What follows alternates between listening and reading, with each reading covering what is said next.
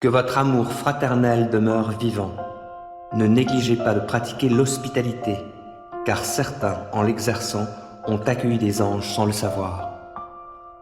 Ayez le souci de ceux qui sont en prison, comme si vous étiez en prison avec eux, et de ceux qui sont maltraités, puisque vous aussi, vous partagez leurs conditions terrestres.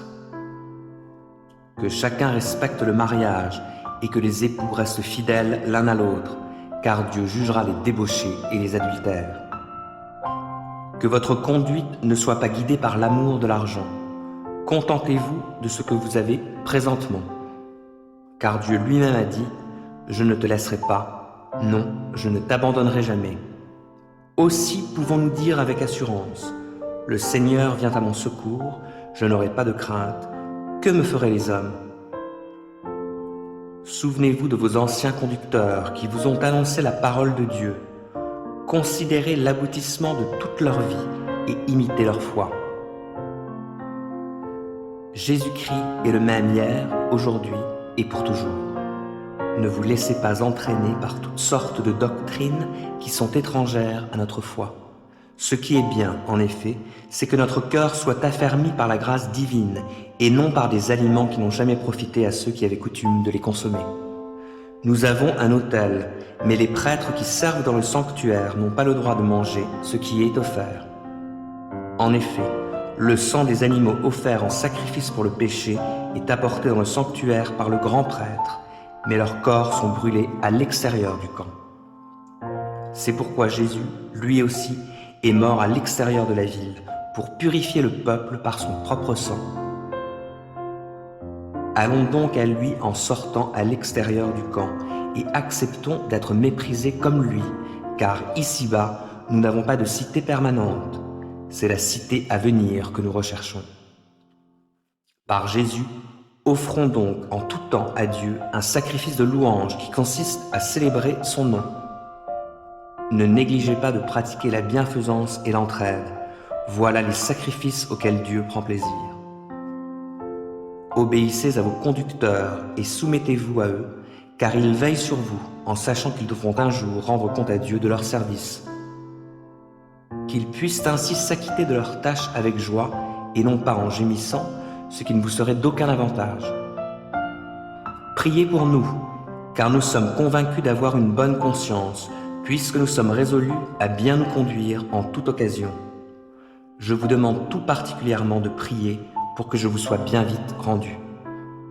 Le Dieu qui donne la paix a ressuscité notre Seigneur Jésus, qui est devenu le grand berger des brebis, en scellant de son sang une alliance éternelle. Que ce Dieu vous rende capable de faire le bien sous toutes ses formes, pour que vous accomplissiez sa volonté. Qu'il réalise lui-même en nous, par Jésus-Christ, ce qui lui est agréable.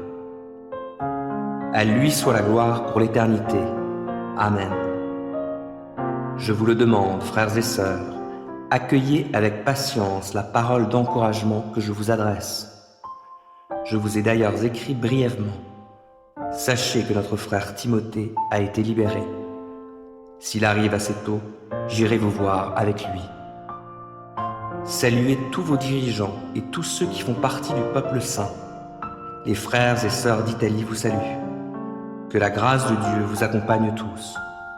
Ainsi donc, puisque Christ a souffert dans son corps, armez-vous aussi de la même pensée. En effet, celui qui a souffert dans son corps a rompu avec le péché afin de ne plus vivre le temps qui lui reste à passer dans son corps selon les passions humaines, mais selon la volonté de Dieu. C'est bien assez, en effet, d'avoir accompli dans le passé la volonté des païens en vous adonnant à la débauche, aux passions mauvaises, à l'ivrognerie, aux orgies, aux beuveries et aux dérèglements associés aux cultes idolâtres. Maintenant, ils trouvent étrange que vous ne vous précipitiez plus avec eux dans la même vie de débauche, et ils se répandent en calomnie sur vous. Ils en rendront compte à celui qui est prêt à juger les vivants et les morts. C'est pour cela d'ailleurs que la bonne nouvelle a aussi été annoncée à ceux qui maintenant sont morts, afin qu'après avoir subi la même condamnation que tous les hommes dans leur corps, ils vivent selon Dieu par l'Esprit. La fin de toute chose est proche. Menez donc une vie équilibrée, en faisant preuve de modération, afin d'être disponible pour la prière. Avant tout, aimez-vous ardemment les uns les autres, car l'amour garde le silence sur un grand nombre de péchés. Exercez l'hospitalité les uns envers les autres, sans vous plaindre. Chacun de vous a reçu de Dieu un don de la grâce particulier, qu'il l'exerce au service des autres comme un bon gérant de la grâce infiniment variée de Dieu. Que celui qui parle transmette les paroles de Dieu. Que celui qui sert accomplisse sa tâche avec la force que Dieu donne. Agissez en toutes ces choses de manière à ce que la gloire en revienne à Dieu, par Jésus-Christ, à qui appartiennent la gloire et la puissance pour l'éternité. Amen. Mes chers amis, ne soyez pas surpris d'avoir été plongés dans la fournaise de l'épreuve, comme s'il vous arrivait quelque chose d'anormal. Au contraire, réjouissez-vous, car vous participez aux souffrances de Christ, afin d'être remplis de joie quand il paraîtra dans toute sa gloire. Si l'on vous insulte parce que vous appartenez à Christ, heureux êtes-vous, car l'Esprit glorieux, l'Esprit de Dieu, repose sur vous. Qu'aucun de vous n'ait à endurer une punition parce qu'il aurait tué, volé ou commis quelque autre méfait, ou encore parce qu'il se serait mêlé des affaires d'autrui. Mais si c'est comme chrétien qu'il souffre, qu'il n'en éprouve aucune honte, qu'il fasse, au contraire, honneur à Dieu en se montrant digne de ce nom. Maintenant a lieu la première étape du jugement. Il commence par le temple de Dieu. Et s'il débute par nous, quel sera le sort final de ceux qui refusent de croire à l'évangile de Dieu? Comme le dit l'Écriture, si le juste est sauvé à travers toutes sortes de difficultés, que vont devenir le méchant et le pécheur? Ainsi donc, que ceux qui souffrent parce qu'ils obéissent à la volonté de Dieu s'en remettent entièrement au Créateur, qui est fidèle, et qu'il continue à faire le bien. Après avoir donné ces enseignements, Jésus quitta la Galilée et se rendit dans la partie de la Judée située de l'autre côté du Jourdain. De grandes foules le suivaient et il guérit là les malades. Des pharisiens s'approchèrent de lui avec l'intention de lui tendre un piège. Ils lui demandèrent « Un homme a-t-il le droit de divorcer d'avec sa femme pour une raison quelconque ?» Il leur répondit « N'avez-vous pas lu dans les Écritures qu'au commencement, le Créateur a créé l'être humain, homme et femme, et qu'il a déclaré « C'est pourquoi l'homme laissera son père et sa mère pour s'attacher à sa femme, et les deux ne feront plus qu'un. Ainsi, ils ne sont plus deux, ils font un. Que l'homme ne sépare donc pas ce que Dieu a uni. » Mais les pharisiens objectèrent. Pourquoi alors Moïse a-t-il commandé à l'homme de remettre à sa femme un certificat de divorce quand il divorce avec elle? Il leur répondit, « C'est à cause de la dureté de votre cœur que Moïse vous a permis de divorcer d'avec votre épouse. Mais au commencement, il n'en était pas ainsi.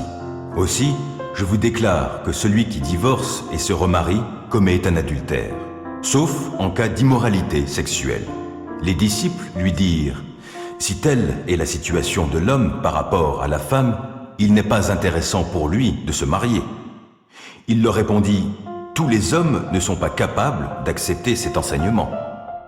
Cela n'est possible qu'à ceux qui en ont reçu le don. En effet, il y a ceux qui ne peuvent pas avoir de vie sexuelle normale parce que, de naissance, ils en sont incapables. Pour d'autres, il en est ainsi à cause d'une intervention humaine. D'autres, enfin, y renoncent à cause du royaume des cieux. Que celui qui est capable d'accepter cet enseignement l'accepte. » Peu après, des gens lui amenèrent des petits-enfants pour qu'il leur impose les mains et prie pour eux. Les disciples leur firent des reproches. Mais Jésus leur dit, « Laissez donc ces petits-enfants, ne les empêchez pas de venir à moi, car le royaume des cieux appartient à ceux qui leur ressemblent. » Puis il leur imposa les mains et poursuivit son chemin. Alors un homme s'approcha de lui et lui dit, « Maître, que dois-je faire de bon pour avoir la vie éternelle? » « Pourquoi m'interroges-tu sur ce qui est bon ?» lui répondit Jésus. « Un seul est bon. Si tu veux entrer dans la vie, applique les commandements. »« Lesquels ?» demanda l'homme. « Eh bien, répondit Jésus, tu ne commettras pas de meurtre, tu ne commettras pas d'adultère, tu ne commettras pas de vol, tu ne porteras pas de faux témoignages. Honore ton père et ta mère, et tu aimeras ton prochain comme toi-même. Tout cela, lui dit le jeune homme, je l'ai appliqué. Que me manque-t-il encore? Jésus lui répondit, si tu veux être parfait, va vendre tes biens, distribue le produit de la vente aux pauvres, et tu auras un trésor dans le ciel. Puis viens et suis-moi. Quand il entendit cela, le jeune homme s'en alla tout triste, car il était très riche. Alors Jésus dit à ses disciples, vraiment, je vous l'assure, il est difficile à un riche d'entrer dans le royaume des cieux. Oui, j'insiste, il est plus facile à un chameau de passer par le trou d'une aiguille qu'à un riche d'entrer dans le royaume de Dieu. En entendant cela, les disciples furent très étonnés et demandèrent, mais alors, qui donc peut être sauvé? Jésus les regarda et leur dit, cela est impossible aux hommes, mais à Dieu, tout est possible.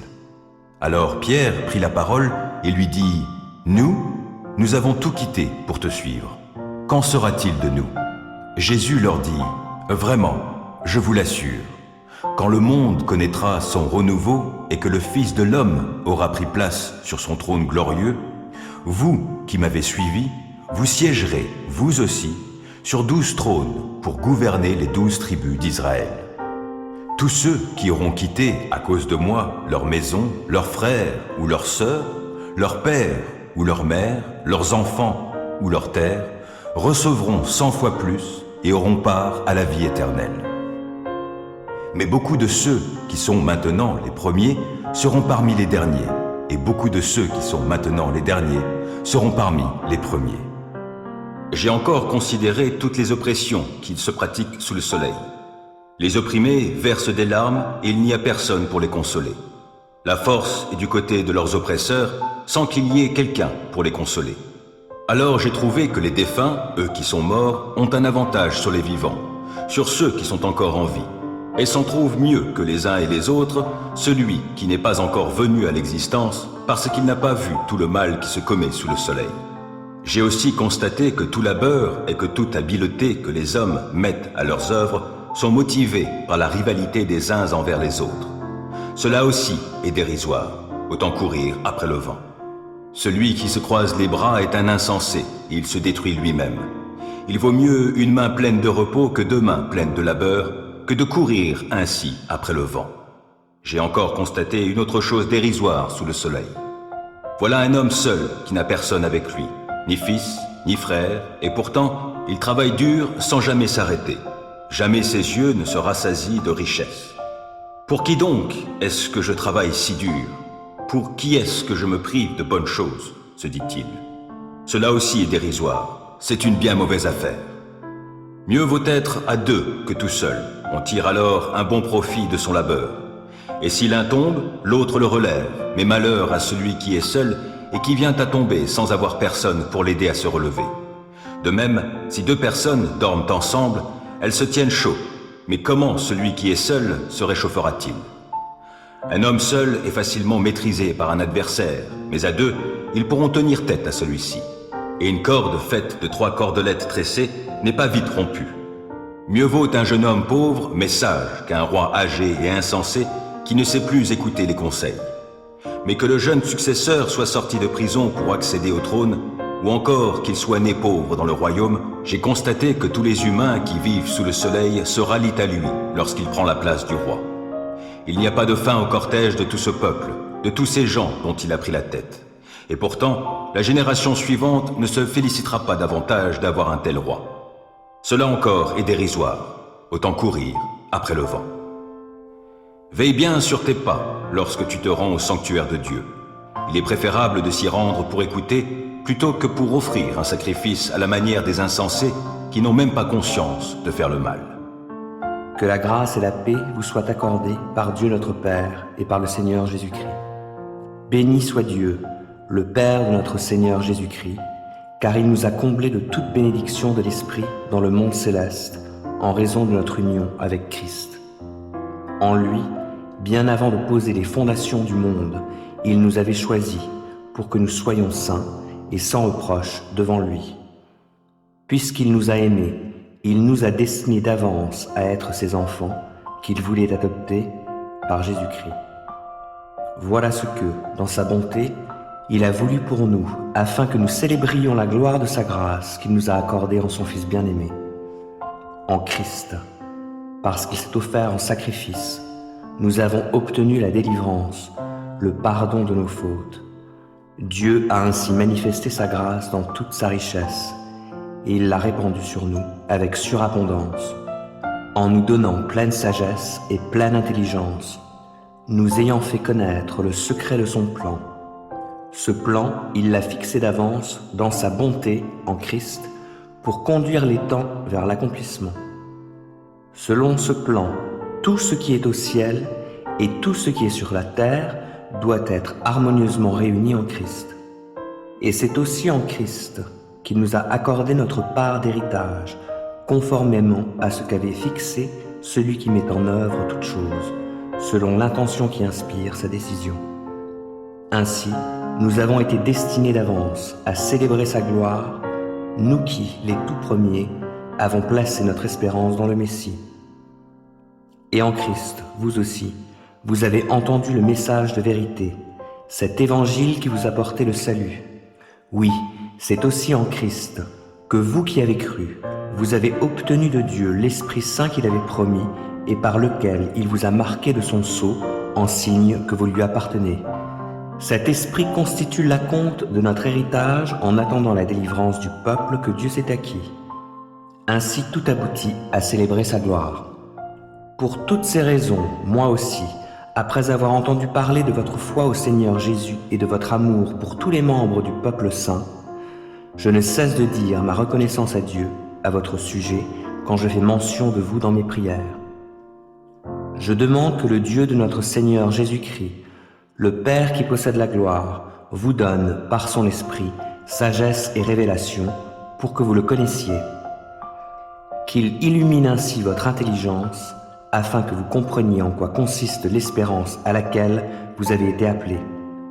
Quelle est la glorieuse richesse de l'héritage que Dieu vous fera partager avec les membres du peuple saint, et quelle est l'extraordinaire grandeur de la puissance qu'il met en œuvre en notre faveur, à nous qui plaçons notre confiance en lui.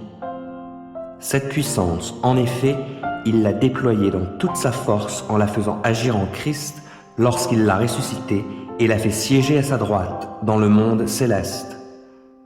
Là, Christ est placé bien au-dessus de toute autorité, de toute puissance, de toute domination et de toute souveraineté. Au-dessus de tout nom qui puisse être cité, non seulement dans le monde présent, mais aussi dans le monde à venir. Dieu a tout placé sous ses pieds, et Christ, qui domine toutes choses, il l'a donné pour chef à l'Église qui est son corps, lui en qui habite la plénitude du Dieu qui remplit tout en tous.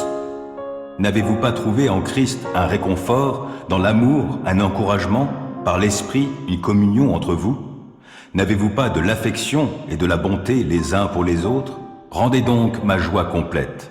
Tendez à vivre en accord les uns avec les autres, et pour cela, ayez le même amour, une même pensée, et tendez au même but.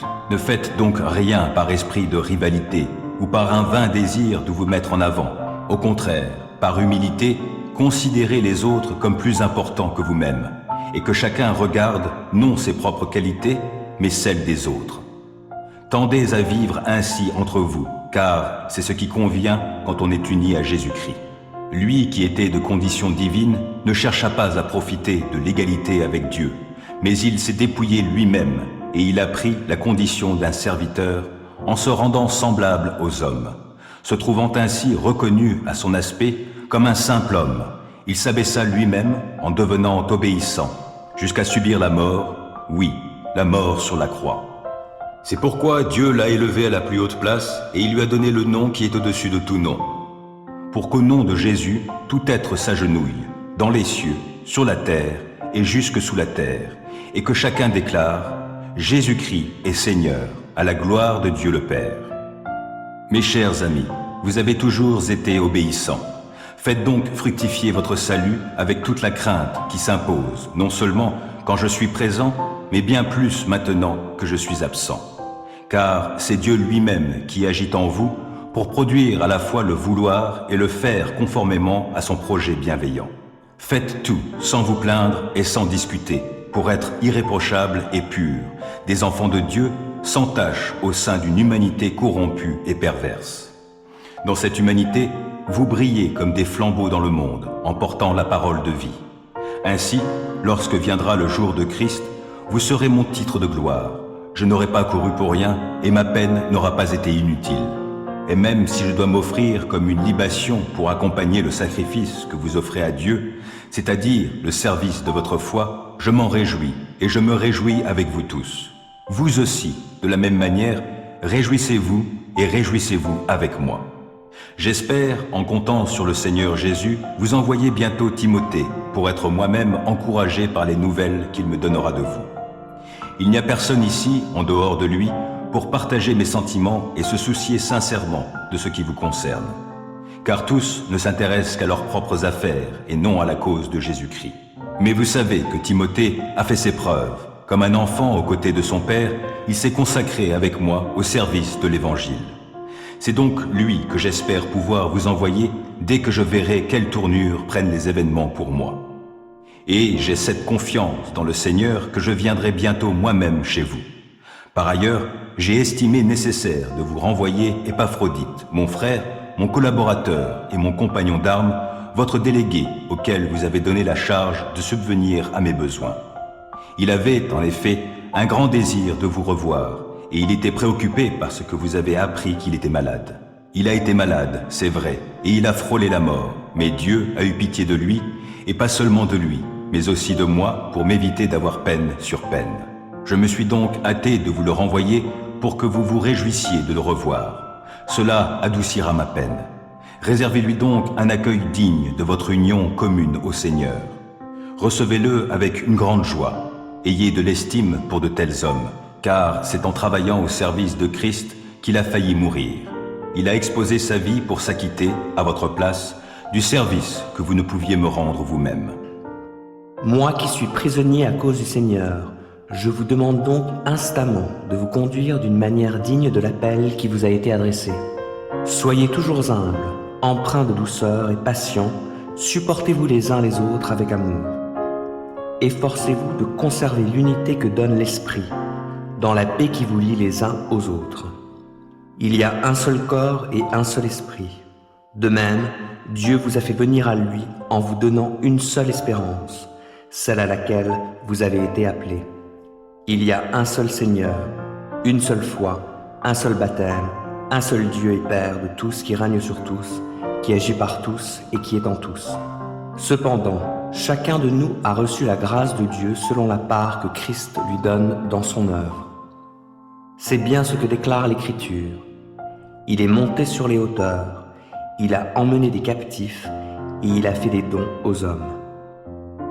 Or, que signifie « il est monté » ? Cela implique qu'auparavant, il est descendu jusqu'en bas, c'est-à-dire sur la terre. Celui qui est descendu, c'est aussi celui qui est monté au-dessus de tous les cieux afin de remplir l'univers entier. C'est lui qui a fait don de certains comme apôtres, d'autres comme prophètes, d'autres comme prédicateurs de l'Évangile et d'autres encore, comparables à des bergers, comme enseignants. Il a fait don de ces hommes pour que les membres du peuple saint soient rendus aptes à accomplir leur service en vue de la construction du corps de Christ. Ainsi nous parviendrons tous ensemble à l'unité dans la foi et dans la connaissance du Fils de Dieu, à l'état d'adulte, à un stade de maturité où se manifeste la plénitude qui nous vient de Christ. De cette manière, nous ne serons plus de petits enfants ballottés comme des barques par les vagues et emportés çà et là par le vent de toutes sortes d'enseignements, à la merci d'hommes habiles à entraîner les autres dans l'erreur.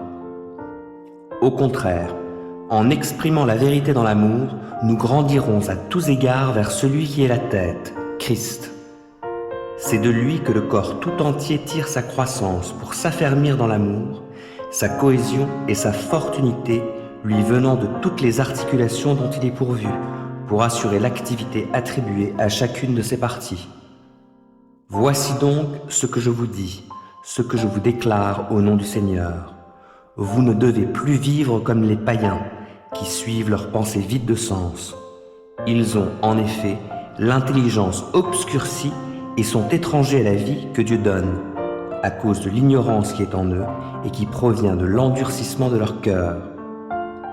Ayant perdu tout sens moral, ils se sont livrés à l'inconduite pour se jeter avec frénésie dans toutes sortes de vices. Mais vous, ce n'est pas ainsi que vous avez appris Christ, puisqu'on vous a fait savoir ce qu'il est et qu'on vous a enseigné, dans le cadre de votre union avec lui, ce qui est conforme à la vérité qui est en Jésus. Cela consiste à vous débarrasser de votre ancienne manière de vivre, celle de l'homme que vous étiez autrefois, et qui se corrompait en suivant ses désirs trompeurs, à être renouvelé quant à votre esprit et votre intelligence, et à vous revêtir de l'homme nouveau, créé conformément à la pensée de Dieu, pour être juste et saint conformément à la vérité. C'est pourquoi, débarrassez du mensonge, que chacun de vous dise la vérité à son prochain. Ne sommes-nous pas membres les uns des autres? Mettez-vous en colère, mais n'allez pas jusqu'à pécher. Que votre colère s'apaise avant le coucher du soleil. Ne donnez aucune prise au diable. Que le voleur cesse de dérober, qu'il se donne plutôt de la peine et travaille honnêtement de ses mains pour qu'il ait de quoi donner à ceux qui sont dans le besoin. Ne laissez aucune mauvaise parole franchir vos lèvres. Ayez au contraire des paroles empreintes de bonté, qui aident les autres à grandir dans la foi selon les besoins. Ainsi, elles feront du bien à ceux qui vous entendent. N'attristez pas le Saint-Esprit de Dieu, car par cet Esprit, Dieu vous a marqué de son sceau comme sa propriété pour le jour de la délivrance finale. Amertume, irritation, colère, éclat de voix, insultes, faites disparaître tout cela du milieu de vous, ainsi que toute forme de méchanceté. Soyez bons et compréhensifs les uns envers les autres. Pardonnez-vous réciproquement comme Dieu vous a pardonné en Christ. Une réponse douce apaise la colère, mais une parole blessante excite l'irritation. Qui enseigne avec sagesse rend le savoir attrayant, mais la bouche des sots ne répand que des sottises. L'Éternel voit ce qui se passe en tout lieu. Il observe tous les hommes, méchants et bons. Des paroles réconfortantes sont comme un arbre de vie, mais la langue malfaisante démoralise. Seul un insensé méprise ce que son père lui a enseigné. Qui tient compte des avertissements est un homme avisé. Il y a de nombreux trésors dans la maison du juste, mais les profits du méchant sont source d'ennui. Les lèvres des sages répandent le savoir, mais il n'en est pas ainsi du cœur des insensés. L'Éternel a en horreur les sacrifices offerts par les méchants, mais les prières des hommes droits lui sont agréables. L'Éternel a en horreur la conduite du méchant, mais il aime celui qui recherche ce qui est juste. Une dure leçon attend celui qui s'écarte du droit chemin, qui déteste être repris périra. L'Éternel connaît le séjour des morts, le lieu des disparus. Combien plus le cœur des humains est-il à découvert devant lui? Le moqueur n'aime pas qu'on le reprenne. C'est pourquoi il ne demande pas l'avis des sages. Un cœur joyeux rend le visage aimable, mais quand le cœur est triste, l'esprit est abattu. L'homme intelligent cherche toujours à apprendre, alors que les sots se repaissent de sottises. Pour l'affligé, tous les jours sont mauvais, mais celui qui a le contentement dans son cœur est toujours en fête. Mieux vaut avoir peu et craindre Dieu que de posséder une grande fortune avec du tourment.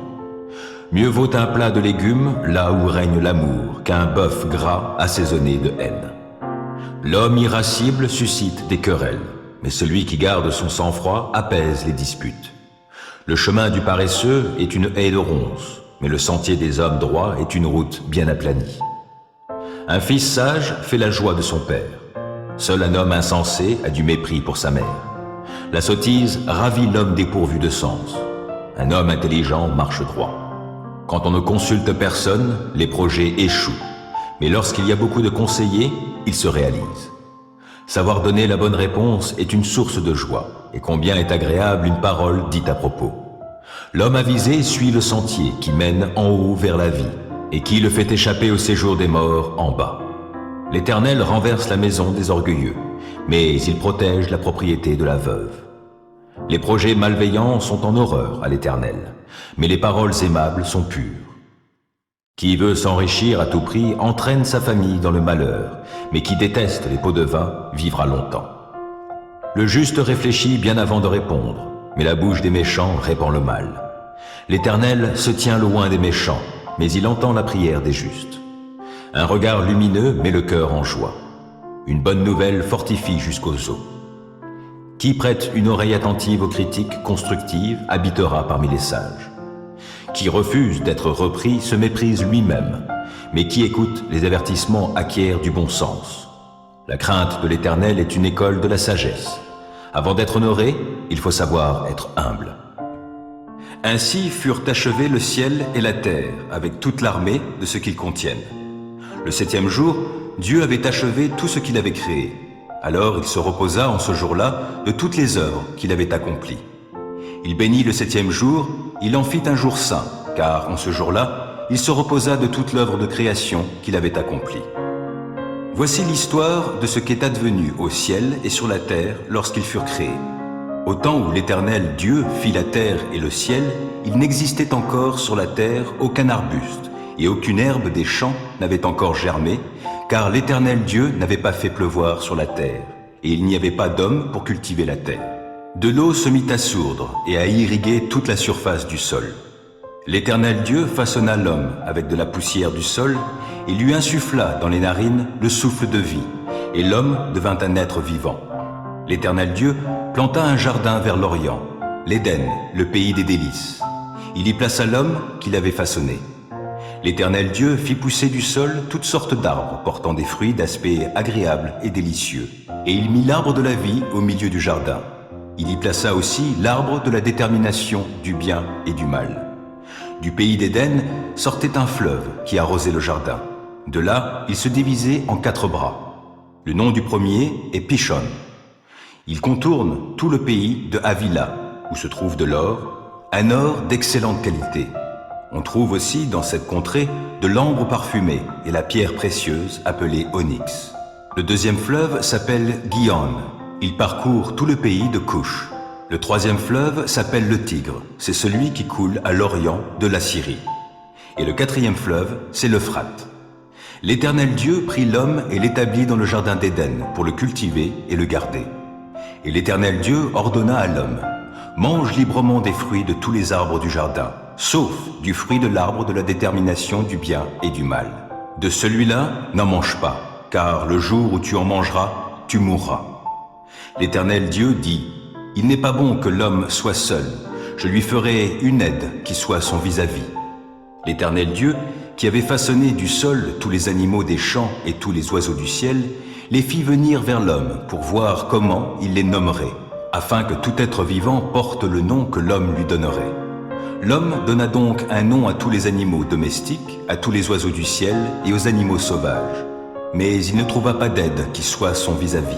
Alors l'Éternel Dieu plongea l'homme dans un profond sommeil. Pendant que celui-ci dormait, il prit une de ses côtes et referma la chair à la place. L'Éternel Dieu forma une femme de la côte qu'il avait prise de l'homme et l'amena à l'homme. Alors l'homme s'écria: voici bien cette fois celle qui est os de mes os, chair de ma chair. On la nommera femme, car elle a été prise de l'homme. C'est pourquoi l'homme laissera son père et sa mère et s'attachera à sa femme, et les deux ne feront plus qu'un. L'homme et sa femme étaient tous deux nus, sans en éprouver aucune honte. Puisque vous êtes les enfants bien-aimés de Dieu, suivez l'exemple de votre Père. Que votre vie soit dirigée par l'amour, de même que Christ nous a aimés et a livré lui-même sa vie à Dieu pour nous, comme une offrande et un sacrifice dont le parfum plaît à Dieu. Quant à l'immoralité et aux pratiques dégradantes sous toutes leurs formes et à la soif de posséder, qu'il n'en soit pas même question entre vous. Ce ne sont pas des sujets de conversation qui conviennent aux membres du peuple saint, pas plus que les propos grossiers ou stupides et les plaisanteries équivoques. C'est inconvenant. Exprimez plutôt votre reconnaissance envers Dieu. Car sachez-le bien, aucun homme qui se livre à l'immoralité, à des pratiques dégradantes ou à la soif de posséder, qui est une idolâtrie, n'a d'héritage dans le royaume de Christ et de Dieu. Que personne ne vous trompe par des discours sans valeur.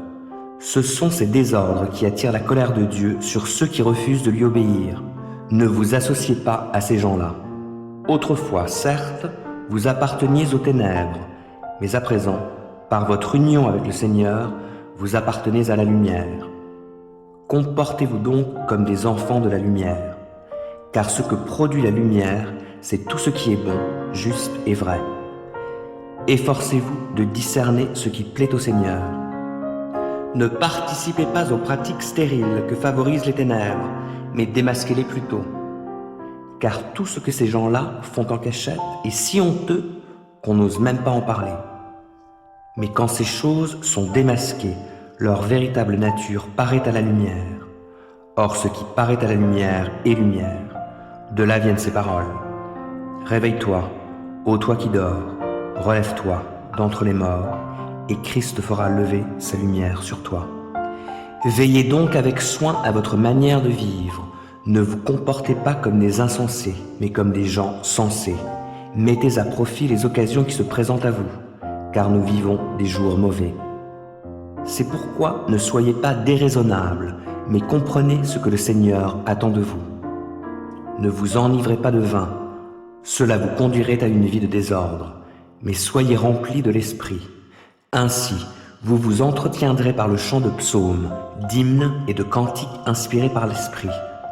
Vous louerez le Seigneur de tout votre cœur par vos chants et vos psaumes.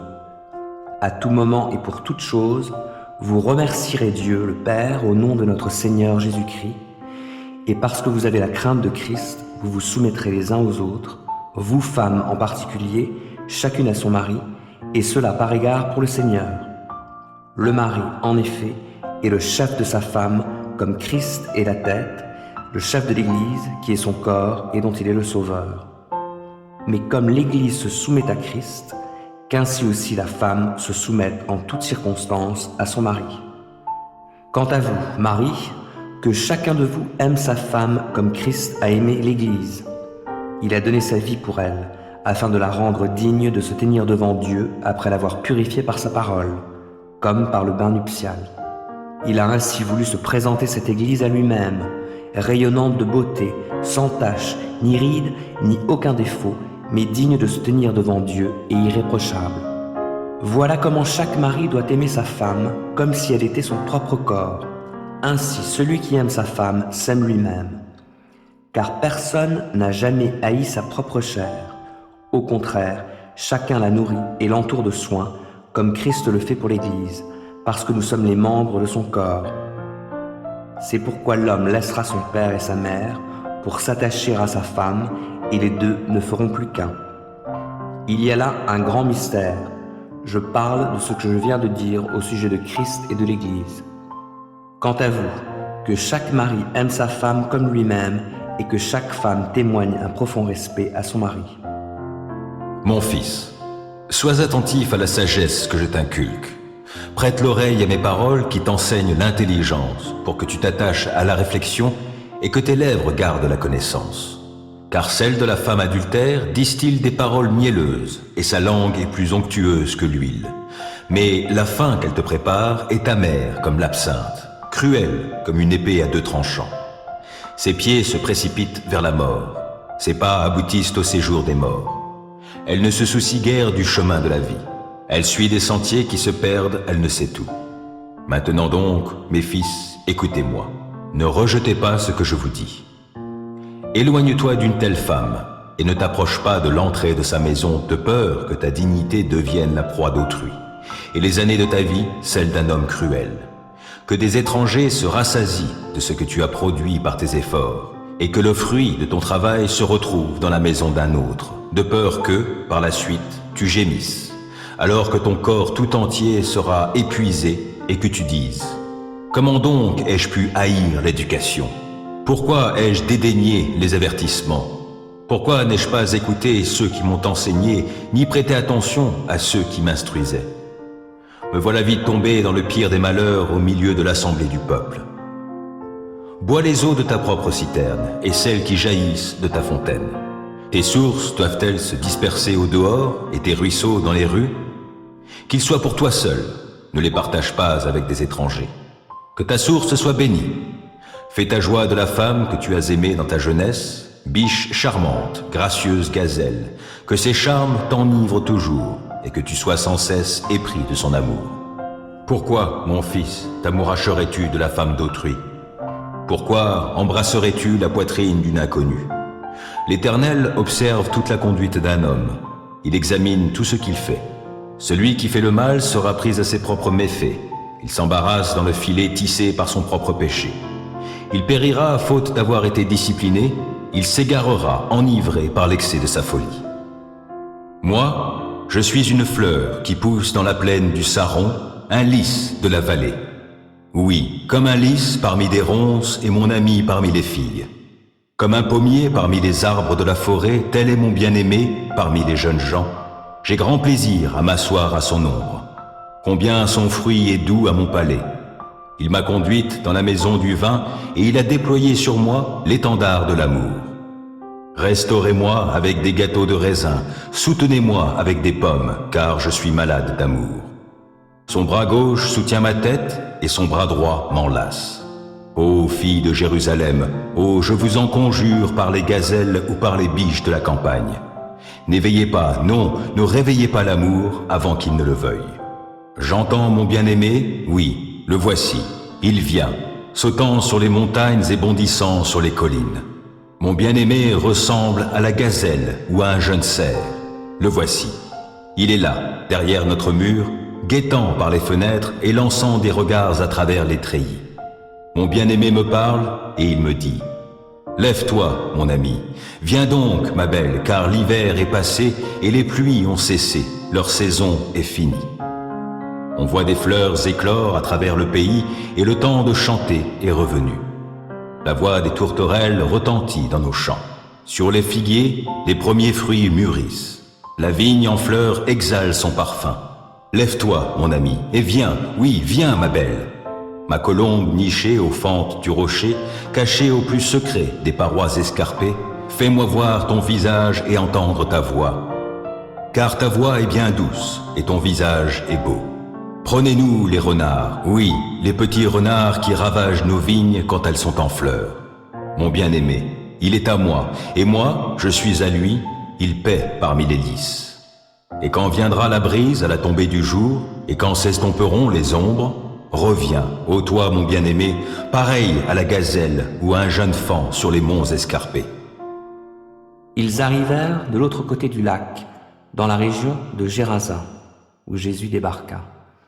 Aussitôt, sortant des tombeaux, un homme qui était sous l'emprise d'un esprit mauvais vint à sa rencontre. Il habitait dans les tombeaux, et même avec une chaîne, personne ne pouvait plus le tenir attaché. Car on l'avait souvent enchaîné, et on lui avait mis des fers aux pieds. Mais il cassait les chaînes et brisait les fers. Personne ne pouvait le maîtriser. Sans cesse, nuit et jour, il errait parmi les tombes et sur les montagnes en hurlant, se blessant contre les rochers. D'aussi loin qu'il vit Jésus, il accourut, se prosterna devant lui et lui cria de toutes ses forces. « Que me veux-tu, Jésus, fils du Dieu très haut?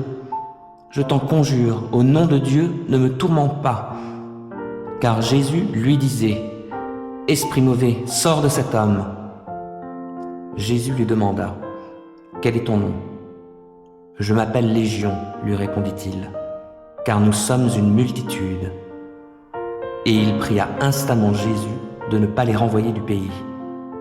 Or il y avait par là, sur la montagne, un grand troupeau de porcs en train de paître. Les esprits mauvais supplièrent Jésus. « Envoie-nous dans ces porcs pour que nous entrions en eux. » Jésus le leur permit. Ils sortirent donc de l'homme et entrèrent dans les porcs. Aussitôt, le troupeau, qui comptait environ 2000 bêtes, s'élança du haut de la pente et se précipita dans le lac où elles se noyèrent. Les gardiens s'enfuirent et allèrent raconter l'histoire dans la ville et dans les fermes. Les gens vinrent donc voir ce qui s'était passé. Arrivés auprès de Jésus, ils virent l'homme qui avait été sous l'emprise de cette légion de démons, assis là, habillé et tout à fait sain d'esprit. Alors la crainte s'empara d'eux. Ceux qui avaient assisté à la scène leur racontèrent ce qui était arrivé à cet homme et au porc. et les gens se mirent à supplier Jésus de quitter leur territoire. Au moment où Jésus remontait dans le bateau, l'homme qui avait été délivré des démons lui demanda s'il pouvait l'accompagner. Mais Jésus ne le lui permit pas. Il lui dit, « Va, rentre chez toi auprès des tiens, et raconte-leur ce que le Seigneur a fait pour toi, et quelle compassion il a eue pour toi. » Alors il s'en alla et se mit à proclamer dans la région des 10 villes ce que Jésus avait fait pour lui, au grand étonnement de ceux qui l'écoutaient. Jésus regagna en bateau l'autre rive du lac. Là, une foule immense s'assembla autour de lui sur le rivage. Survint alors l'un des responsables de la synagogue, nommé Jairus. En voyant Jésus, il se jeta à ses pieds et le supplia instamment. « Ma petite fille va mourir, viens lui imposer les mains pour qu'elle guérisse et qu'elle vive. » Alors Jésus partit avec lui, suivi d'une foule nombreuse qui le serrait de tous côtés. Dans la foule se trouvait une femme atteinte d'hémorragie depuis 12 ans. Elle avait été soignée par de nombreux médecins et en avait beaucoup souffert. Elle avait dépensé toute sa fortune sans trouver la moindre amélioration. Au contraire, son état avait empiré. Elle avait entendu parler de Jésus et dans la foule, elle s'était approchée de lui par derrière et avait touché son vêtement en se disant « Si j'arrive à toucher ses vêtements, je serai guérie. » À l'instant même, son hémorragie s'arrêta et elle se sentit délivrée de son mal. Aussitôt, Jésus eut conscience qu'une force était sortie de lui. Il se retourna dans la foule et demanda « Qui a touché mes vêtements ?» Ses disciples lui dirent « Tu vois la foule qui te presse de tous côtés et tu demandes qui m'a touché ?» Mais lui continuait à parcourir la foule du regard pour voir celle qui avait fait cela. Alors, saisie de crainte et toute tremblante, la femme, sachant ce qui lui était arrivé, s'avança, se jeta aux pieds de Jésus et lui dit toute la vérité. Jésus lui dit « Ma fille, parce que tu as eu foi en moi, tu es guérie. Va en paix et sois guérie de ton mal. » Pendant qu'il parlait encore, quelques personnes arrivèrent de chez le chef de la synagogue pour lui dire « Ta fille est morte. À quoi bon importuner encore le maître ?» Mais Jésus entendit ces paroles. Il dit au chef de la synagogue « Ne crains pas, crois seulement. » Il ne permit à personne de le suivre plus loin, excepté Pierre, Jacques et Jean, son frère. En arrivant à la maison du chef de la synagogue, Jésus vit une grande agitation. On pleurait et on poussait des cris. Il entra dans la maison et dit « Pourquoi ce tumulte? Pourquoi ces pleurs? L'enfant n'est pas morte, elle est seulement endormie. » Mais on se moqua de lui. Alors il fit sortir tout le monde, prit avec lui le père et la mère de l'enfant, ainsi que les disciples qui l'accompagnaient, et il entra dans la pièce où l'enfant était couché. Il lui prit la main en disant « Talitha Koumi », ce qui signifie « Jeune fille, lève-toi, je te l'ordonne. » Aussitôt, la jeune fille se mit debout et marcha. Elle avait environ 12 ans. Tous furent frappés de stupeur. Jésus leur recommanda instamment de ne raconter ce miracle à personne, et il leur dit de donner à manger à la jeune fille. Mon fils, n'oublie pas l'éducation que je t'ai donnée, et que ton cœur retienne mes préceptes, car ils rallongeront tes jours et ajouteront des années à la durée de ta vie, et t'assureront le bonheur. Que l'amour et la fidélité ne te fassent jamais défaut. Attache-les autour de ton cou, grave-les sur les tablettes de ton cœur, et tu obtiendras la faveur de Dieu et des hommes. Tu auras la réputation d'être un homme de bon sens. Mets ta confiance en l'Éternel de tout ton cœur, et ne te repose pas sur ta propre intelligence. Tiens compte de lui pour tout ce que tu entreprends, et il te conduira sur le droit chemin. Ne te prends pas pour un sage, crains l'Éternel et détourne-toi du mal. Ce sera une bonne médecine qui t'assurera la santé du corps et la vitalité de tout ton être. Honore l'Éternel en lui donnant une part de tes biens et en lui offrant les prémices de tous tes revenus. Alors tes greniers regorgeront de nourriture et tes cuves déborderont de vin. Mon fils, si l'Éternel te corrige, n'en fais pas fi. S'il te reprend, ne t'impatiente pas. Car c'est celui qu'il aime que l'Éternel reprend, agissant avec lui comme un père avec l'enfant qu'il chérit. Heureux l'homme qui a trouvé la sagesse, heureux celui qui acquiert l'intelligence. Acquérir la sagesse vaut mieux que gagner beaucoup d'argent. Les avantages qu'elle donne sont plus précieux que l'or le plus fin. Elle a plus de prix que les perles, et aucun trésor que tu pourrais désirer n'égale sa valeur. La sagesse t'offre dans sa main droite une longue vie, et dans sa main gauche, la richesse et la considération. Les voies dans lesquelles elle conduit sont agréables. Tous ses chemins convergent vers le bonheur. La sagesse est un arbre de vie pour ceux qui s'attachent à elle, et ceux qui savent la garder sont heureux. C'est avec la sagesse que l'Éternel a fondé la terre, et avec l'intelligence qu'il a disposé le ciel. Par sa science, il a fait jaillir l'eau des sources et ordonné aux nuages de répandre la rosée. Mon fils, garde les yeux fixés sur la sagesse et la réflexion, retiens-les, car elles t'apporteront la vie. Elles seront une parure pour ton cou. Alors tu iras ton chemin en toute sécurité, sans trébucher. Quand tu te coucheras, tu n'éprouveras aucune crainte et ton sommeil sera paisible. Tu n'auras pas à redouter un désastre imprévu, ni la ruine qui ne manquera pas de fondre sur les méchants. Car l'Éternel sera ton assurance, il gardera ton pied de tout piège. Si tu en as le moyen, ne refuse pas de faire du bien à celui qui est dans le besoin. Ne dis pas à ton prochain, va-t'en et reviens plus tard, demain je te donnerai, alors que tu peux le faire tout de suite. Ne manigance rien de mal contre ton prochain, alors qu'il vit sans défiance près de toi. Ne cherche pas querelle à quelqu'un sans raison, alors qu'il ne t'a fait aucun mal. N'envie pas les violents et n'adopte aucun de leurs procédés, car l'Éternel a en horreur les gens pervers. Mais il réserve son intimité aux hommes droits. La malédiction de l'Éternel pèse sur la maison du méchant, mais il bénit la demeure des justes. Il se moque des moqueurs, mais il accorde sa faveur aux humbles. L'honneur sera la part des sages, mais les insensés porteront la honte. Ô Éternel, écoute mes paroles et entends mes soupirs. Ô toi, mon roi, mon Dieu, sois attentif à mon appel, car c'est toi que je prie. Éternel, au matin, ma voix se fait entendre, car dès le point du jour, je me présente à toi, et puis j'attends. Car tu n'es pas un Dieu qui prend plaisir au mal. Auprès de toi, le mal n'a pas de place. Les insolents ne peuvent pas subsister devant toi. Tu hais tous ceux qui font le mal. Tu fais périr tous les menteurs. Les assassins et les trompeurs sont en horreur à l'Éternel. En vertu de ta grâce immense, je peux venir à ta maison et avec crainte me prosterner pour t'adorer devant ton sanctuaire. Éternel, conduis-moi, toi qui es juste, car j'ai des ennemis. Aplanis le sentier que tu veux que j'emprunte. Dans leurs propos, il n'y a aucune sincérité et ils ne pensent qu'à détruire. Dès qu'ils se mettent à parler, on dirait un tombeau qui s'ouvre. Leur langue se fait enjôleuse.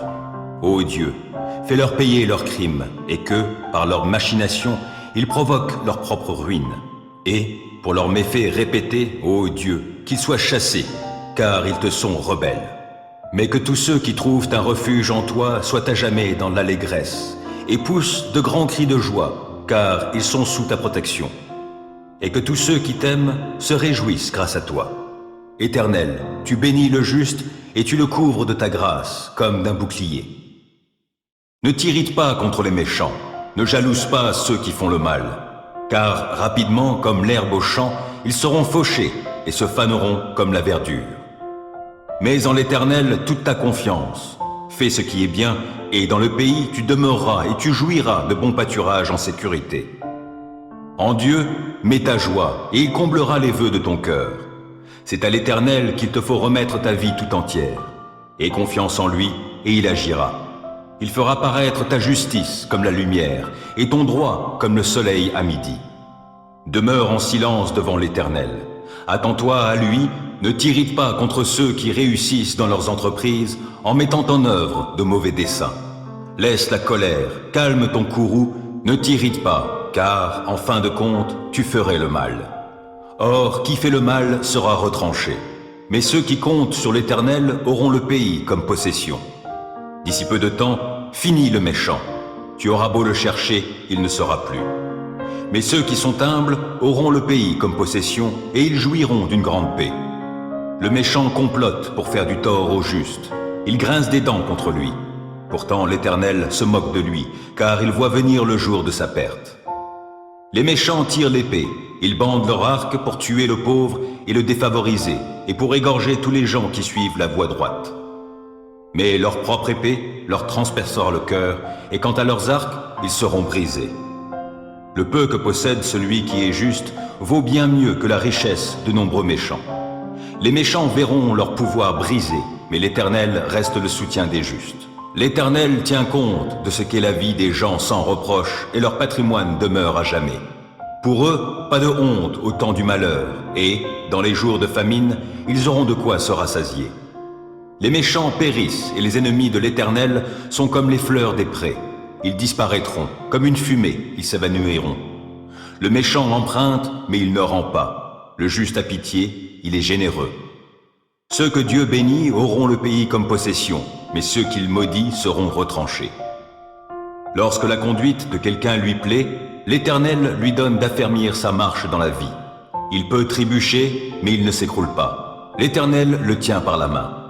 Depuis ma jeunesse jusqu'à mon âge avancé, jamais je n'ai vu celui qui est juste être abandonné, ni ses descendants mendier leur pain. Tout au long des jours, il a compassion et il prête aux autres. Ses enfants seront en bénédiction. Évite le mal, accomplis le bien. Tu demeureras pour toujours. Car l'Éternel aime la droiture et il n'abandonne pas ceux qui lui sont attachés. Mais les malfaisants seront supprimés. La postérité de tous les méchants sera retranchée. Tandis que les justes auront le pays comme possession. Ils l'habiteront éternellement. Des paroles sages sortent de la bouche de ceux qui sont justes, et leur langue parle selon la droiture. Ils ont dans leur cœur la loi de leur Dieu, et ils ne trébuchent pas. Le méchant épie le juste, il cherche à le mettre à mort. L'Éternel ne le livre pas en son pouvoir, il ne le laissera pas être condamné dans un jugement. Attends-toi à l'Éternel, règle ta conduite selon ce qu'il a prescrit. Il t'honorera par la possession du pays. Tu verras comment tous les malfaisants seront retranchés. J'ai vu le méchant dans sa violence, croître comme un arbre florissant bien enraciné sur son sol natal. Puis je suis passé par là. Voici qu'il n'est plus. Et j'ai eu beau le chercher, il est introuvable. Considère l'homme intègre, oui, observe l'homme droit. Alors tu constateras que l'homme de paix a un avenir. Au contraire, les rebelles seront détruits tous ensemble, et les méchants n'auront plus aucun avenir. Le salut des justes vient de l'Éternel, et il est leur forteresse au jour de détresse. Il leur vient en aide, et il les délivre. Il les fait échapper aux méchants et les sauve, car ils ont cherché leur refuge en lui. Hébreux 13. Que votre amour fraternel demeure vivant. Ne négligez pas de pratiquer l'hospitalité, car certains, en l'exerçant, ont accueilli des anges sans le savoir. Ayez le souci de ceux qui sont en prison, comme si vous étiez en prison avec eux, et de ceux qui sont maltraités, puisque vous aussi, vous partagez leurs conditions terrestres. Que chacun respecte le mariage, et que les époux restent fidèles l'un à l'autre, car Dieu jugera les débauchés et les adultères. Que votre conduite ne soit pas guidée par l'amour de l'argent. Contentez-vous de ce que vous avez présentement. Car Dieu lui-même a dit, « Je ne te laisserai pas, non, je ne t'abandonnerai jamais. » Aussi pouvons-nous dire avec assurance, « Le Seigneur vient à mon secours, je n'aurai pas de crainte. Que me feraient les hommes ?» Souvenez-vous de vos anciens conducteurs qui vous ont annoncé la parole de Dieu. Considérez l'aboutissement de toute leur vie et imitez leur foi. Jésus-Christ est le même hier, aujourd'hui et pour toujours. Ne vous laissez pas entraîner par toutes sortes de doctrines qui sont étrangères à notre foi. Ce qui est bien, en effet, c'est que notre cœur soit affermi par la grâce divine et non par des aliments qui n'ont jamais profité à ceux qui avaient coutume de les consommer. Nous avons un autel, mais les prêtres qui servent dans le sanctuaire n'ont pas le droit de manger ce qui est offert. En effet, le sang des animaux offerts en sacrifice pour le péché est apporté dans le sanctuaire par le grand prêtre, mais leurs corps sont brûlés à l'extérieur du camp. C'est pourquoi Jésus, lui aussi, est mort à l'extérieur de la ville, pour purifier le peuple par son propre sang.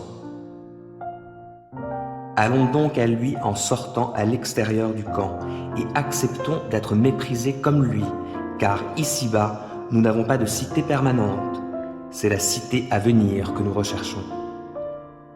Par Jésus, Offrons donc en tout temps à Dieu un sacrifice de louange qui consiste à célébrer son nom. Ne négligez pas de pratiquer la bienfaisance et l'entraide. Voilà les sacrifices auxquels Dieu prend plaisir. Obéissez à vos conducteurs et soumettez-vous à eux, car ils veillent sur vous, en sachant qu'ils devront un jour rendre compte à Dieu de leur service.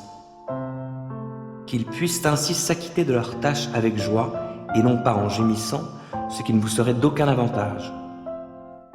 Priez pour nous, car nous sommes convaincus d'avoir une bonne conscience, puisque nous sommes résolus à bien nous conduire en toute occasion. Je vous demande tout particulièrement de prier pour que je vous sois bien vite rendu. Le Dieu qui donne la paix a ressuscité notre Seigneur Jésus, qui est devenu le grand berger des brebis, en scellant de son sang une alliance éternelle. Que ce Dieu vous rende capable de faire le bien sous toutes ses formes, pour que vous accomplissiez sa volonté. Qu'il réalise lui-même en nous, par Jésus-Christ, ce qui lui est agréable. À lui soit la gloire pour l'éternité. Amen. Je vous le demande, frères et sœurs, accueillez avec patience la parole d'encouragement que je vous adresse. Je vous ai d'ailleurs écrit brièvement. Sachez que notre frère Timothée a été libéré. S'il arrive assez tôt, j'irai vous voir avec lui. Saluez tous vos dirigeants et tous ceux qui font partie du peuple saint. Les frères et sœurs d'Italie vous saluent. Que la grâce de Dieu vous accompagne tous. Pierre 4. Ainsi donc, puisque Christ a souffert dans son corps, armez-vous aussi de la même pensée. En effet, celui qui a souffert dans son corps a rompu avec le péché afin de ne plus vivre le temps qui lui reste à passer dans son corps selon les passions humaines, mais selon la volonté de Dieu. C'est bien assez, en effet, d'avoir accompli dans le passé la volonté des païens en vous adonnant à la débauche, aux passions mauvaises, à l'ivrognerie, aux orgies, aux beuveries et aux dérèglements associés aux cultes idolâtres. Maintenant, ils trouvent étrange que vous ne vous précipitiez plus avec eux dans la même vie de débauche, et ils se répandent en calomnie sur vous. Ils en rendront compte à celui qui est prêt à juger les vivants et les morts. C'est pour cela d'ailleurs que la bonne nouvelle a aussi été annoncée à ceux qui maintenant sont morts, afin qu'après avoir subi la même condamnation que tous les hommes dans leur corps, ils vivent selon Dieu par l'Esprit. La fin de toute chose est proche. Menez donc une vie équilibrée, en faisant preuve de modération, afin d'être disponible pour la prière. Avant tout, aimez-vous ardemment les uns les autres, car l'amour garde le silence sur un grand nombre de péchés. Exercez l'hospitalité les uns envers les autres, sans vous plaindre. Chacun de vous a reçu de Dieu un don de la grâce particulier, qu'il l'exerce au service des autres comme un bon gérant de la grâce infiniment variée de Dieu. Que celui qui parle transmette les paroles de Dieu. Que celui qui sert accomplisse sa tâche avec la force que Dieu donne. Agissez en toutes ces choses de manière à ce que la gloire en revienne à Dieu, par Jésus-Christ, à qui appartiennent la gloire et la puissance pour l'éternité. Amen. Mes chers amis, ne soyez pas surpris d'avoir été plongés dans la fournaise de l'épreuve, comme s'il vous arrivait quelque chose d'anormal. Au contraire, réjouissez-vous, car vous participez aux souffrances de Christ, afin d'être remplis de joie quand il paraîtra dans toute sa gloire. Si l'on vous insulte parce que vous appartenez à Christ, heureux êtes-vous, car l'Esprit glorieux, l'Esprit de Dieu, repose sur vous. Qu'aucun de vous n'ait à endurer une punition parce qu'il aurait tué, volé ou commis quelque autre méfait, ou encore parce qu'il se serait mêlé des affaires d'autrui. Mais si c'est comme chrétien qu'il souffre, qu'il n'en éprouve aucune honte, qu'il fasse, au contraire, honneur à Dieu en se montrant digne de ce nom. Maintenant a lieu la première étape du jugement. Il commence par le temple de Dieu. Et s'il débute par nous, quel sera le sort final de ceux qui refusent de croire à l'évangile de Dieu ? Comme le dit l'Écriture, si le juste est sauvé à travers toutes sortes de difficultés, que vont devenir le méchant et le pécheur ? Ainsi donc, que ceux qui souffrent parce qu'ils obéissent à la volonté de Dieu s'en remettent entièrement au Créateur, qui est fidèle, et qu'il continue à faire le bien. Matthieu 19. Après avoir donné ces enseignements, Jésus quitta la Galilée et se rendit dans la partie de la Judée située de l'autre côté du Jourdain. De grandes foules le suivaient et il guérit là les malades. Des pharisiens s'approchèrent de lui avec l'intention de lui tendre un piège. Ils lui demandèrent « Un homme a-t-il le droit de divorcer d'avec sa femme pour une raison quelconque ?» Il leur répondit « N'avez-vous pas lu dans les Écritures qu'au commencement, le Créateur a créé l'être humain, homme et femme, et qu'il a déclaré « C'est pourquoi l'homme laissera son père et sa mère pour s'attacher à sa femme, et les deux ne feront plus qu'un. Ainsi, ils ne sont plus deux, ils font un. Que l'homme ne sépare donc pas ce que Dieu a uni. » Mais les pharisiens objectèrent. Pourquoi alors Moïse a-t-il commandé à l'homme de remettre à sa femme un certificat de divorce quand il divorce avec elle?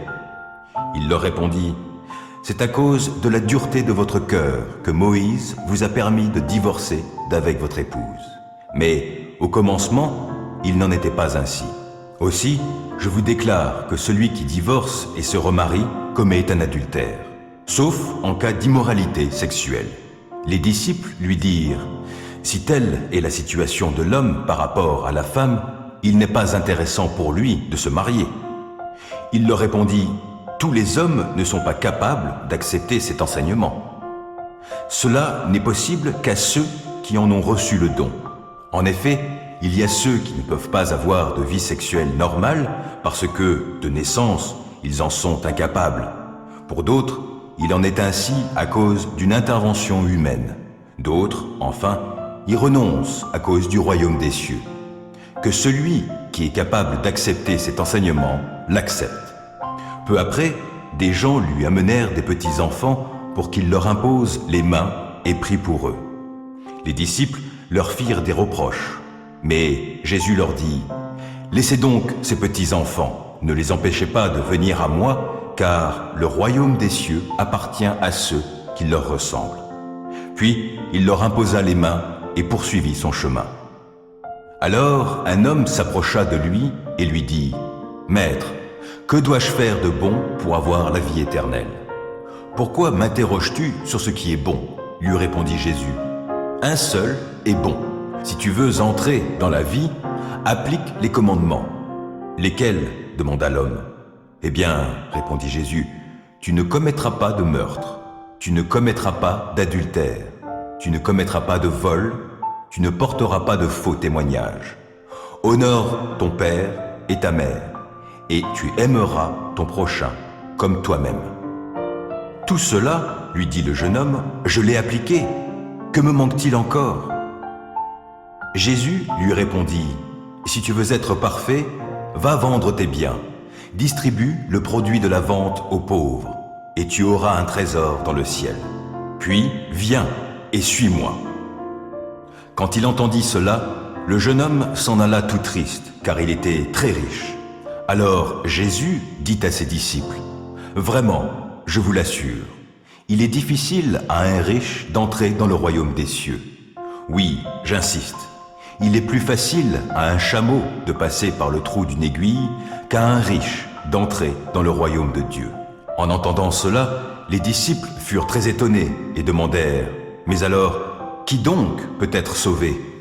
Jésus les regarda et leur dit, « Cela est impossible aux hommes, mais à Dieu, tout est possible. » Alors Pierre prit la parole et lui dit, « Nous avons tout quitté pour te suivre. Qu'en sera-t-il de nous ?» Jésus leur dit, « Vraiment, je vous l'assure, quand le monde connaîtra son renouveau et que le Fils de l'homme aura pris place sur son trône glorieux, vous qui m'avez suivi, vous siégerez, vous aussi, sur 12 trônes pour gouverner les 12 tribus d'Israël. Tous ceux qui auront quitté à cause de moi leur maison, leurs frères ou leurs sœurs, leur père ou leur mère, leurs enfants ou leurs terres, recevront 100 fois plus et auront part à la vie éternelle.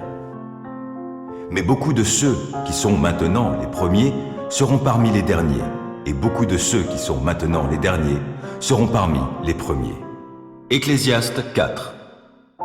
J'ai encore considéré toutes les oppressions qu'il se pratiquent sous le soleil. Les opprimés versent des larmes et il n'y a personne pour les consoler. La force est du côté de leurs oppresseurs sans qu'il y ait quelqu'un pour les consoler. Alors j'ai trouvé que les défunts, eux qui sont morts, ont un avantage sur les vivants, sur ceux qui sont encore en vie, et s'en trouvent mieux que les uns et les autres, celui qui n'est pas encore venu à l'existence parce qu'il n'a pas vu tout le mal qui se commet sous le soleil. J'ai aussi constaté que tout labeur et que toute habileté que les hommes mettent à leurs œuvres sont motivés par la rivalité des uns envers les autres. Cela aussi est dérisoire, autant courir après le vent. Celui qui se croise les bras est un insensé, et il se détruit lui-même. Il vaut mieux une main pleine de repos que deux mains pleines de labeur, que de courir ainsi après le vent. J'ai encore constaté une autre chose dérisoire sous le soleil. Voilà un homme seul qui n'a personne avec lui, ni fils, ni frère, et pourtant il travaille dur sans jamais s'arrêter. Jamais ses yeux ne se rassasient de richesse. Pour qui donc est-ce que je travaille si dur? Pour qui est-ce que je me prive de bonnes choses? Se dit-il. Cela aussi est dérisoire, c'est une bien mauvaise affaire. Mieux vaut être à deux que tout seul, on tire alors un bon profit de son labeur. Et si l'un tombe, l'autre le relève, mais malheur à celui qui est seul et qui vient à tomber sans avoir personne pour l'aider à se relever. De même, si deux personnes dorment ensemble, elles se tiennent chaud, mais comment celui qui est seul se réchauffera-t-il? Un homme seul est facilement maîtrisé par un adversaire, mais à deux, ils pourront tenir tête à celui-ci. Et une corde faite de 3 cordelettes tressées n'est pas vite rompue. Mieux vaut un jeune homme pauvre mais sage qu'un roi âgé et insensé qui ne sait plus écouter les conseils. Mais que le jeune successeur soit sorti de prison pour accéder au trône, ou encore qu'il soit né pauvre dans le royaume, j'ai constaté que tous les humains qui vivent sous le soleil se rallient à lui lorsqu'il prend la place du roi. Il n'y a pas de fin au cortège de tout ce peuple, de tous ces gens dont il a pris la tête. Et pourtant, la génération suivante ne se félicitera pas davantage d'avoir un tel roi. Cela encore est dérisoire, autant courir après le vent. Veille bien sur tes pas lorsque tu te rends au sanctuaire de Dieu. Il est préférable de s'y rendre pour écouter plutôt que pour offrir un sacrifice à la manière des insensés qui n'ont même pas conscience de faire le mal. Lettre aux Éphésiens, chapitre 1. Paul, apôtre de Jésus-Christ par la volonté de Dieu, salue ceux qui à Éphèse font partie du peuple saint et croient en Jésus-Christ. Que la grâce et la paix vous soient accordées par Dieu notre Père et par le Seigneur Jésus-Christ. Béni soit Dieu, le Père de notre Seigneur Jésus-Christ, car il nous a comblés de toute bénédiction de l'Esprit dans le monde céleste, en raison de notre union avec Christ. En lui, bien avant de poser les fondations du monde, il nous avait choisis pour que nous soyons saints et sans reproche devant lui. Puisqu'il nous a aimés, il nous a destinés d'avance à être ses enfants, qu'il voulait adopter par Jésus-Christ. Voilà ce que, dans sa bonté, il a voulu pour nous, afin que nous célébrions la gloire de sa grâce qu'il nous a accordée en son Fils bien-aimé. En Christ, parce qu'il s'est offert en sacrifice, nous avons obtenu la délivrance, le pardon de nos fautes. Dieu a ainsi manifesté sa grâce dans toute sa richesse, et il l'a répandue sur nous avec surabondance, en nous donnant pleine sagesse et pleine intelligence, nous ayant fait connaître le secret de son plan. Ce plan, il l'a fixé d'avance dans sa bonté en Christ pour conduire les temps vers l'accomplissement. Selon ce plan, tout ce qui est au ciel et tout ce qui est sur la terre doit être harmonieusement réuni en Christ. Et c'est aussi en Christ qu'il nous a accordé notre part d'héritage, conformément à ce qu'avait fixé celui qui met en œuvre toutes choses, selon l'intention qui inspire sa décision. Ainsi, nous avons été destinés d'avance à célébrer sa gloire, nous qui, les tout premiers, avons placé notre espérance dans le Messie.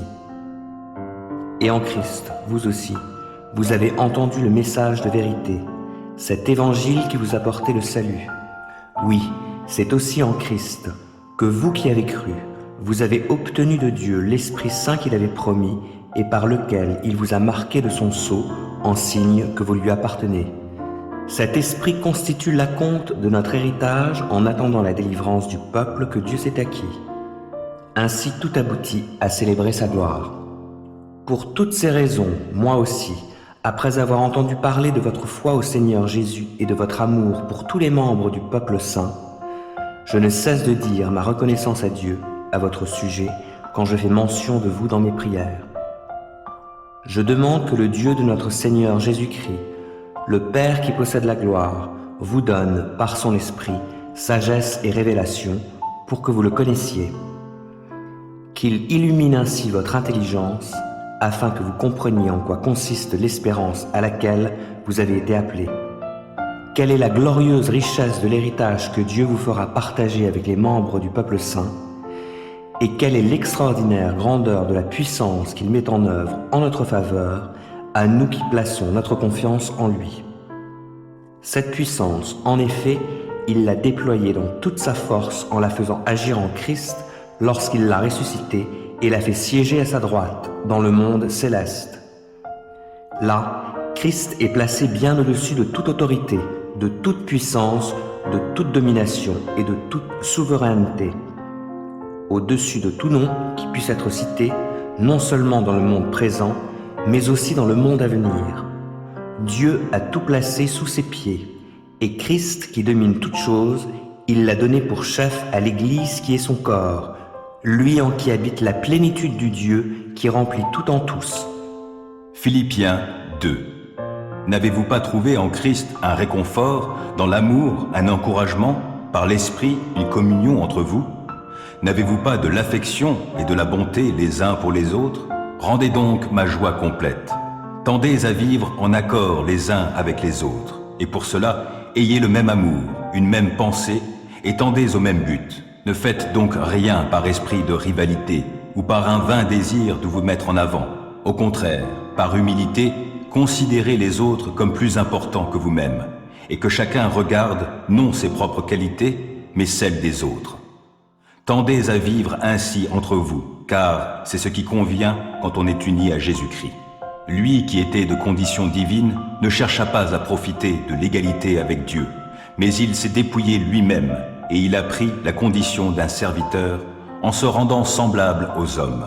Se trouvant ainsi reconnu à son aspect comme un simple homme, il s'abaissa lui-même en devenant obéissant, jusqu'à subir la mort, oui, la mort sur la croix. C'est pourquoi Dieu l'a élevé à la plus haute place et il lui a donné le nom qui est au-dessus de tout nom, pour qu'au nom de Jésus, tout être s'agenouille, dans les cieux, sur la terre et jusque sous la terre, et que chacun déclare « Jésus-Christ est Seigneur, à la gloire de Dieu le Père ». Mes chers amis, vous avez toujours été obéissants. Faites donc fructifier votre salut avec toute la crainte qui s'impose, non seulement quand je suis présent, mais bien plus maintenant que je suis absent. Car c'est Dieu lui-même qui agit en vous pour produire à la fois le vouloir et le faire conformément à son projet bienveillant. Faites tout sans vous plaindre et sans discuter, pour être irréprochables et purs, des enfants de Dieu sans tache au sein d'une humanité corrompue et perverse. Dans cette humanité, vous brillez comme des flambeaux dans le monde, en portant la parole de vie.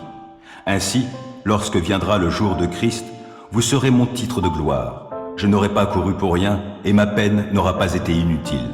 Et même si je dois m'offrir comme une libation pour accompagner le sacrifice que vous offrez à Dieu, c'est-à-dire le service de votre foi, je m'en réjouis et je me réjouis avec vous tous. Vous aussi, de la même manière, réjouissez-vous et réjouissez-vous avec moi. J'espère, en comptant sur le Seigneur Jésus, vous envoyer bientôt Timothée pour être moi-même encouragé par les nouvelles qu'il me donnera de vous. Il n'y a personne ici, en dehors de lui, pour partager mes sentiments et se soucier sincèrement de ce qui vous concerne. Car tous ne s'intéressent qu'à leurs propres affaires et non à la cause de Jésus-Christ. Mais vous savez que Timothée a fait ses preuves. Comme un enfant aux côtés de son père, il s'est consacré avec moi au service de l'Évangile. C'est donc lui que j'espère pouvoir vous envoyer dès que je verrai quelle tournure prennent les événements pour moi. Et j'ai cette confiance dans le Seigneur que je viendrai bientôt moi-même chez vous. Par ailleurs, j'ai estimé nécessaire de vous renvoyer Épaphrodite, mon frère, mon collaborateur et mon compagnon d'armes, votre délégué auquel vous avez donné la charge de subvenir à mes besoins. Il avait, en effet, un grand désir de vous revoir, et il était préoccupé par ce que vous avez appris qu'il était malade. Il a été malade, c'est vrai, et il a frôlé la mort, mais Dieu a eu pitié de lui, et pas seulement de lui, mais aussi de moi, pour m'éviter d'avoir peine sur peine. Je me suis donc hâté de vous le renvoyer pour que vous vous réjouissiez de le revoir. Cela adoucira ma peine. Réservez-lui donc un accueil digne de votre union commune au Seigneur. Recevez-le avec une grande joie. Ayez de l'estime pour de tels hommes, car c'est en travaillant au service de Christ qu'il a failli mourir. Il a exposé sa vie pour s'acquitter, à votre place, du service que vous ne pouviez me rendre vous-même. Éphésiens 4. Moi qui suis prisonnier à cause du Seigneur, je vous demande donc instamment de vous conduire d'une manière digne de l'appel qui vous a été adressé. Soyez toujours humbles, empreints de douceur et patients, supportez-vous les uns les autres avec amour. Efforcez-vous de conserver l'unité que donne l'Esprit, dans la paix qui vous lie les uns aux autres. Il y a un seul corps et un seul esprit. De même, Dieu vous a fait venir à lui en vous donnant une seule espérance, celle à laquelle vous avez été appelés. Il y a un seul Seigneur, une seule foi, un seul baptême, un seul Dieu et Père de tous qui règne sur tous, qui agit par tous et qui est en tous. Cependant, chacun de nous a reçu la grâce de Dieu selon la part que Christ lui donne dans son œuvre. C'est bien ce que déclare l'Écriture. Il est monté sur les hauteurs, il a emmené des captifs et il a fait des dons aux hommes. Or, que signifie « il est monté » ? Cela implique qu'auparavant, il est descendu jusqu'en bas, c'est-à-dire sur la terre. Celui qui est descendu, c'est aussi celui qui est monté au-dessus de tous les cieux afin de remplir l'univers entier. C'est lui qui a fait don de certains comme apôtres, d'autres comme prophètes, d'autres comme prédicateurs de l'Évangile, et d'autres encore, comparables à des bergers, comme enseignants. Il a fait don de ces hommes pour que les membres du peuple saint soient rendus aptes à accomplir leur service en vue de la construction du corps de Christ. Ainsi nous parviendrons tous ensemble à l'unité dans la foi et dans la connaissance du Fils de Dieu, à l'état d'adulte, à un stade de maturité où se manifeste la plénitude qui nous vient de Christ. De cette manière, nous ne serons plus de petits enfants ballottés comme des barques par les vagues et emportés çà et là par le vent de toutes sortes d'enseignements, à la merci d'hommes habiles à entraîner les autres dans l'erreur. Au contraire, en exprimant la vérité dans l'amour, nous grandirons à tous égards vers celui qui est la tête, Christ. C'est de lui que le corps tout entier tire sa croissance pour s'affermir dans l'amour, sa cohésion et sa forte unité lui venant de toutes les articulations dont il est pourvu, pour assurer l'activité attribuée à chacune de ses parties. Voici donc ce que je vous dis, ce que je vous déclare au nom du Seigneur. Vous ne devez plus vivre comme les païens, qui suivent leurs pensées vides de sens. Ils ont, en effet, l'intelligence obscurcie et sont étrangers à la vie que Dieu donne, à cause de l'ignorance qui est en eux et qui provient de l'endurcissement de leur cœur. Ayant perdu tout sens moral, ils se sont livrés à l'inconduite pour se jeter avec frénésie dans toutes sortes de vices. Mais vous, ce n'est pas ainsi que vous avez appris Christ, puisqu'on vous a fait savoir ce qu'il est et qu'on vous a enseigné, dans le cadre de votre union avec lui, ce qui est conforme à la vérité qui est en Jésus. Cela consiste à vous débarrasser de votre ancienne manière de vivre, celle de l'homme que vous étiez autrefois, et qui se corrompait en suivant ses désirs trompeurs, à être renouvelé quant à votre esprit et votre intelligence, et à vous revêtir de l'homme nouveau, créé conformément à la pensée de Dieu, pour être juste et saint conformément à la vérité. C'est pourquoi, débarrassez du mensonge, que chacun de vous dise la vérité à son prochain. Ne sommes-nous pas membres les uns des autres ? Mettez-vous en colère, mais n'allez pas jusqu'à pécher. Que votre colère s'apaise avant le coucher du soleil. Ne donnez aucune prise au diable. Que le voleur cesse de dérober, qu'il se donne plutôt de la peine et travaille honnêtement de ses mains pour qu'il ait de quoi donner à ceux qui sont dans le besoin. Ne laissez aucune mauvaise parole franchir vos lèvres. Ayez au contraire des paroles empreintes de bonté, qui aident les autres à grandir dans la foi selon les besoins.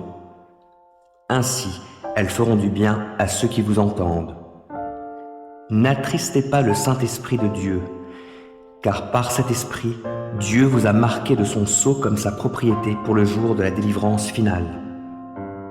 Amertume, irritation, colère, éclat de voix, insultes, faites disparaître tout cela du milieu de vous, ainsi que toute forme de méchanceté. Soyez bons et compréhensifs les uns envers les autres. Pardonnez-vous réciproquement comme Dieu vous a pardonné en Christ. Proverbe 15. Une réponse douce apaise la colère, mais une parole blessante excite l'irritation. Qui enseigne avec sagesse rend le savoir attrayant, mais la bouche des sots ne répand que des sottises. L'Éternel voit ce qui se passe en tout lieu. Il observe tous les hommes, méchants et bons.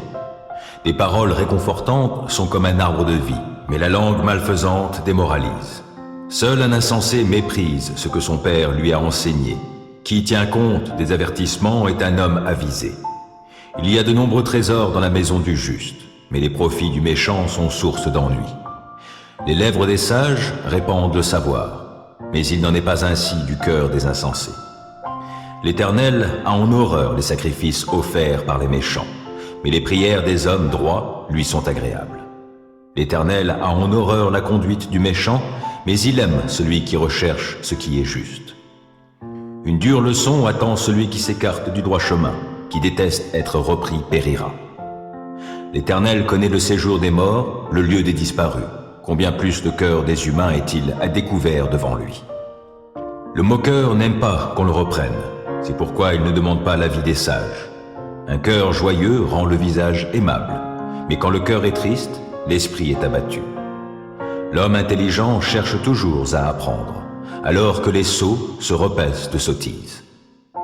Pour l'affligé, tous les jours sont mauvais, mais celui qui a le contentement dans son cœur est toujours en fête. Mieux vaut avoir peu et craindre Dieu que de posséder une grande fortune avec du tourment.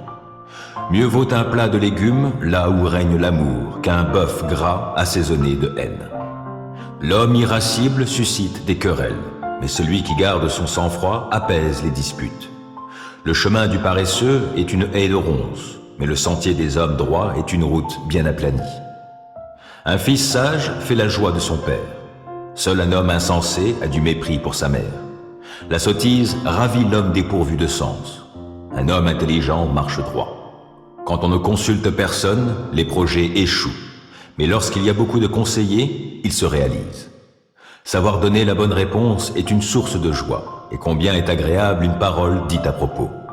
L'homme avisé suit le sentier qui mène en haut vers la vie, et qui le fait échapper au séjour des morts en bas. L'Éternel renverse la maison des orgueilleux, mais il protège la propriété de la veuve. Les projets malveillants sont en horreur à l'Éternel, mais les paroles aimables sont pures. Qui veut s'enrichir à tout prix entraîne sa famille dans le malheur, mais qui déteste les pots de vin vivra longtemps.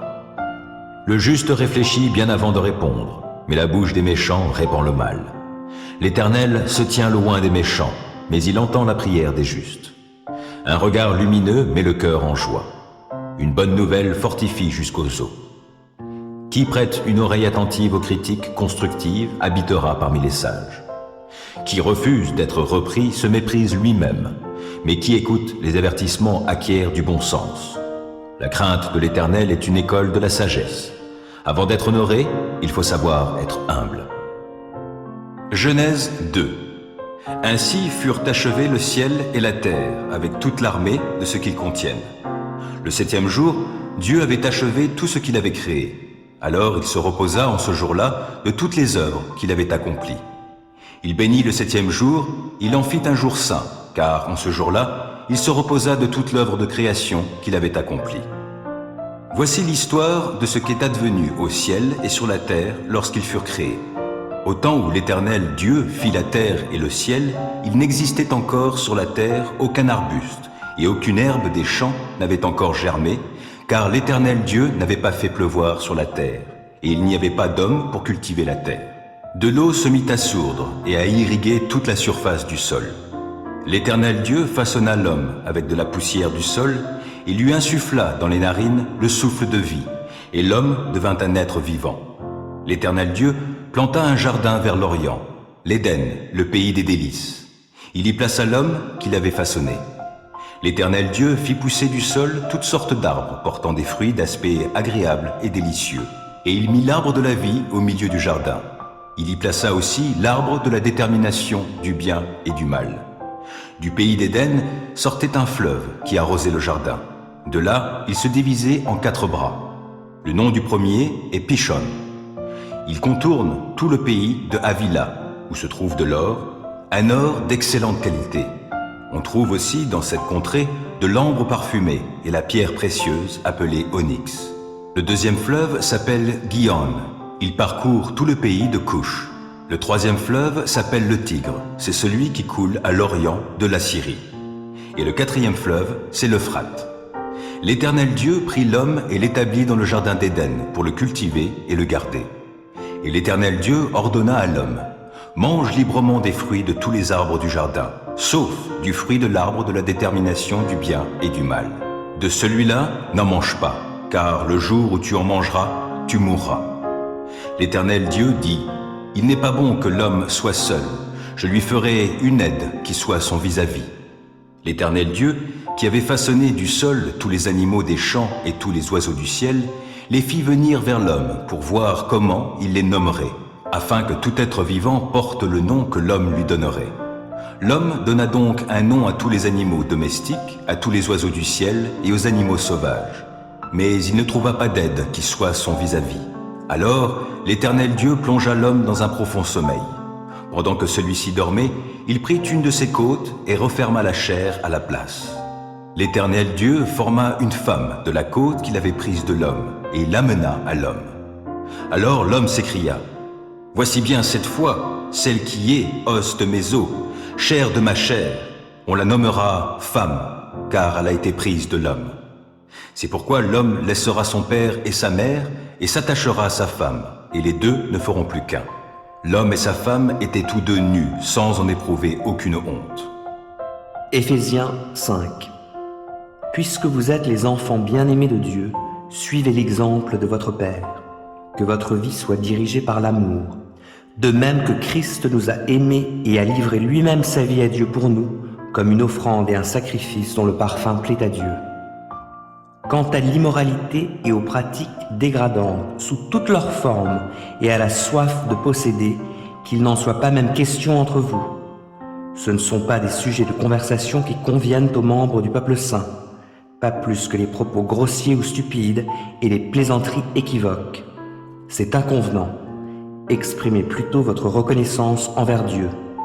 Car sachez-le bien, aucun homme qui se livre à l'immoralité, à des pratiques dégradantes ou à la soif de posséder, qui est une idolâtrie, n'a d'héritage dans le royaume de Christ et de Dieu. Que personne ne vous trompe par des discours sans valeur. Ce sont ces désordres qui attirent la colère de Dieu sur ceux qui refusent de lui obéir.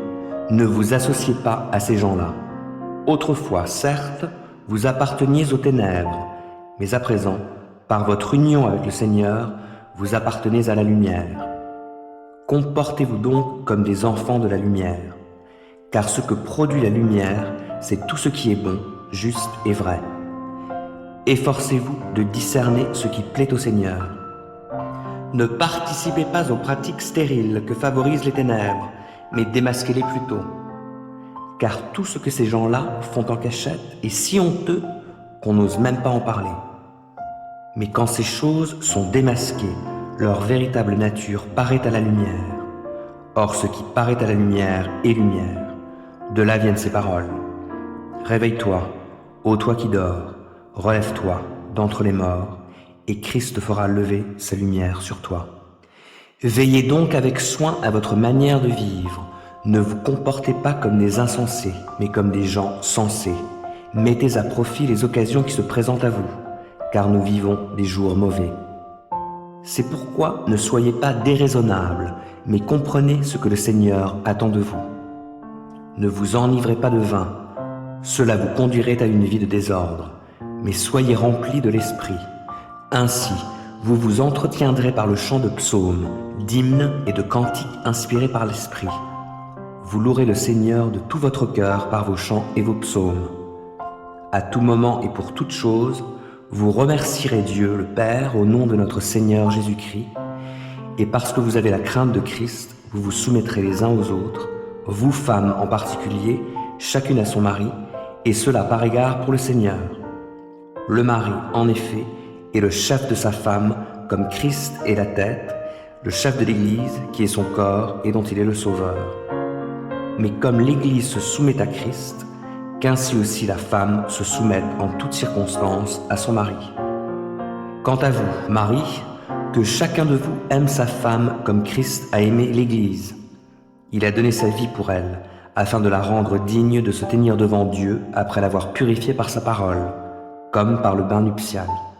Il a ainsi voulu se présenter cette Église à lui-même, rayonnante de beauté, sans tache, ni ride, ni aucun défaut, mais digne de se tenir devant Dieu et irréprochable. Voilà comment chaque mari doit aimer sa femme comme si elle était son propre corps. Ainsi, celui qui aime sa femme s'aime lui-même. Car personne n'a jamais haï sa propre chair. Au contraire, chacun la nourrit et l'entoure de soins, comme Christ le fait pour l'Église, parce que nous sommes les membres de son corps. C'est pourquoi l'homme laissera son père et sa mère pour s'attacher à sa femme, et les deux ne feront plus qu'un. Il y a là un grand mystère. Je parle de ce que je viens de dire au sujet de Christ et de l'Église. Quant à vous, que chaque mari aime sa femme comme lui-même et que chaque femme témoigne un profond respect à son mari. Proverbe 5. Mon fils, sois attentif à la sagesse que je t'inculque. Prête l'oreille à mes paroles qui t'enseignent l'intelligence pour que tu t'attaches à la réflexion et que tes lèvres gardent la connaissance. Car celle de la femme adultère distille des paroles mielleuses et sa langue est plus onctueuse que l'huile. Mais la fin qu'elle te prépare est amère comme l'absinthe, cruelle comme une épée à deux tranchants. Ses pieds se précipitent vers la mort, ses pas aboutissent au séjour des morts. Elle ne se soucie guère du chemin de la vie. Elle suit des sentiers qui se perdent, elle ne sait tout. Maintenant donc, mes fils, écoutez-moi. Ne rejetez pas ce que je vous dis. Éloigne-toi d'une telle femme et ne t'approche pas de l'entrée de sa maison de peur que ta dignité devienne la proie d'autrui et les années de ta vie celles d'un homme cruel. Que des étrangers se rassasient de ce que tu as produit par tes efforts et que le fruit de ton travail se retrouve dans la maison d'un autre, de peur que, par la suite, tu gémisses, alors que ton corps tout entier sera épuisé et que tu dises « Comment donc ai-je pu haïr l'éducation ? Pourquoi ai-je dédaigné les avertissements ? Pourquoi n'ai-je pas écouté ceux qui m'ont enseigné, ni prêté attention à ceux qui m'instruisaient ? Me voilà vite tombé dans le pire des malheurs au milieu de l'assemblée du peuple. Bois les eaux de ta propre citerne et celles qui jaillissent de ta fontaine. Tes sources doivent-elles se disperser au dehors et tes ruisseaux dans les rues ? Qu'ils soient pour toi seul, ne les partage pas avec des étrangers. Que ta source soit bénie. Fais ta joie de la femme que tu as aimée dans ta jeunesse, biche charmante, gracieuse gazelle, que ses charmes t'enivrent toujours et que tu sois sans cesse épris de son amour. Pourquoi, mon fils, t'amouracherais-tu de la femme d'autrui ? Pourquoi embrasserais-tu la poitrine d'une inconnue ? L'Éternel observe toute la conduite d'un homme. Il examine tout ce qu'il fait. Celui qui fait le mal sera pris à ses propres méfaits. Il s'embarrasse dans le filet tissé par son propre péché. Il périra faute d'avoir été discipliné. Il s'égarera enivré par l'excès de sa folie. Cantique 2. Moi, je suis une fleur qui pousse dans la plaine du Saron, un lys de la vallée. Oui, comme un lys parmi des ronces et mon ami parmi les filles. Comme un pommier parmi les arbres de la forêt, tel est mon bien-aimé parmi les jeunes gens. J'ai grand plaisir à m'asseoir à son ombre. Combien son fruit est doux à mon palais. Il m'a conduite dans la maison du vin et il a déployé sur moi l'étendard de l'amour. Restaurez-moi avec des gâteaux de raisin, soutenez-moi avec des pommes, car je suis malade d'amour. Son bras gauche soutient ma tête et son bras droit m'enlace. Ô filles de Jérusalem, ô je vous en conjure par les gazelles ou par les biches de la campagne. N'éveillez pas, non, ne réveillez pas l'amour avant qu'il ne le veuille.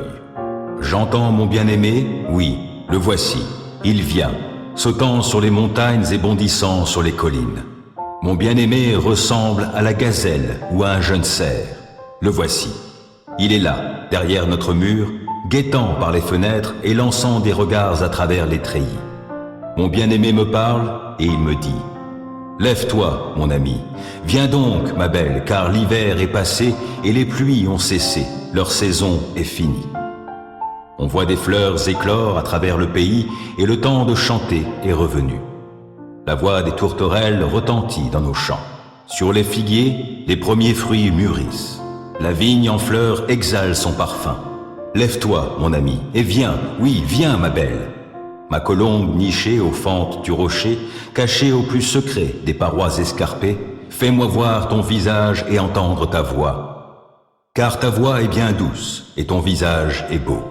Prenez-nous les renards, oui, les petits renards qui ravagent nos vignes quand elles sont en fleurs. Mon bien-aimé, il est à moi, et moi, je suis à lui, il paît parmi les lys. Et quand viendra la brise à la tombée du jour, et quand s'estomperont les ombres, reviens, ô toi mon bien-aimé, pareil à la gazelle ou à un jeune faon sur les monts escarpés. Marc 5.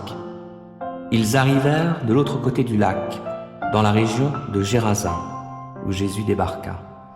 Aussitôt, sortant des tombeaux, un homme qui était sous l'emprise d'un esprit mauvais vint à sa rencontre.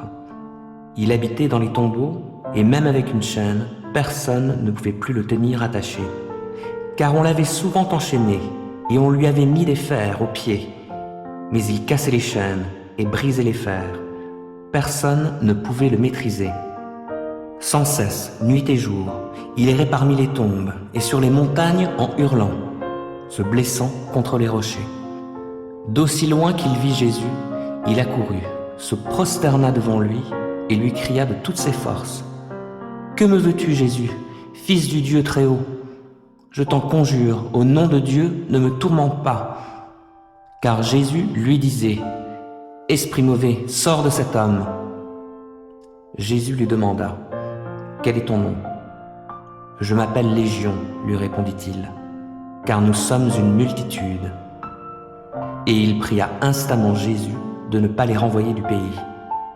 Or il y avait par là, sur la montagne, un grand troupeau de porcs en train de paître.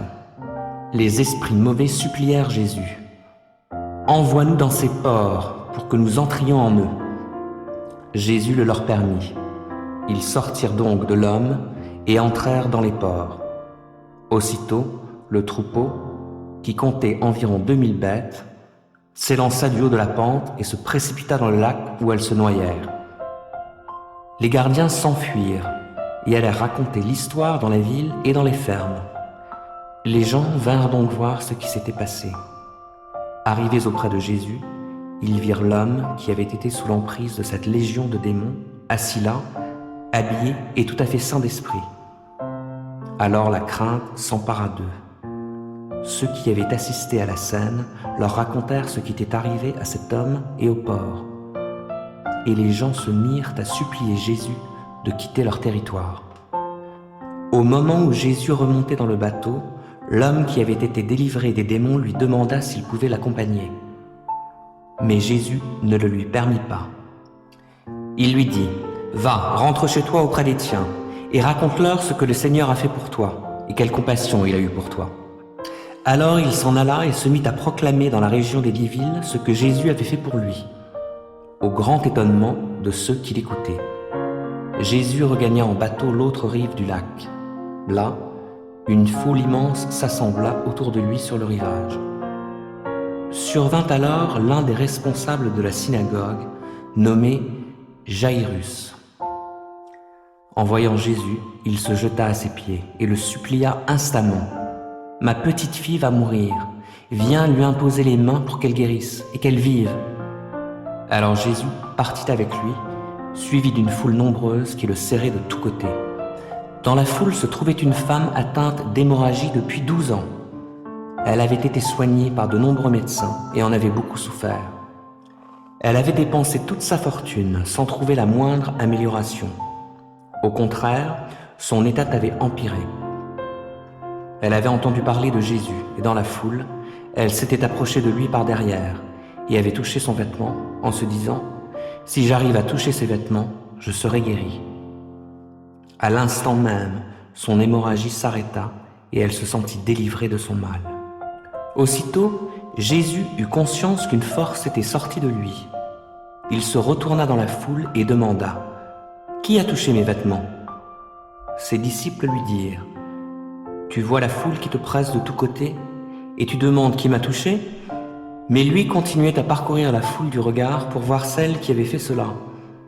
Alors, saisie de crainte et toute tremblante, la femme, sachant ce qui lui était arrivé, s'avança, se jeta aux pieds de Jésus et lui dit toute la vérité. Jésus lui dit « Ma fille, parce que tu as eu foi en moi, tu es guérie. Va en paix et sois guérie de ton mal. » Pendant qu'il parlait encore, quelques personnes arrivèrent de chez le chef de la synagogue pour lui dire « Ta fille est morte.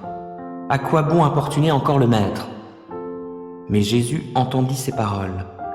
Il dit au chef de la synagogue « Ne crains pas, crois seulement. » Il ne permit à personne de le suivre plus loin, excepté Pierre, Jacques et Jean, son frère. En arrivant à la maison du chef de la synagogue, Jésus vit une grande agitation. On pleurait et on poussait des cris. Il entra dans la maison et dit « Pourquoi ce tumulte? Pourquoi ces pleurs? L'enfant n'est pas morte, elle est seulement endormie. » Mais on se moqua de lui.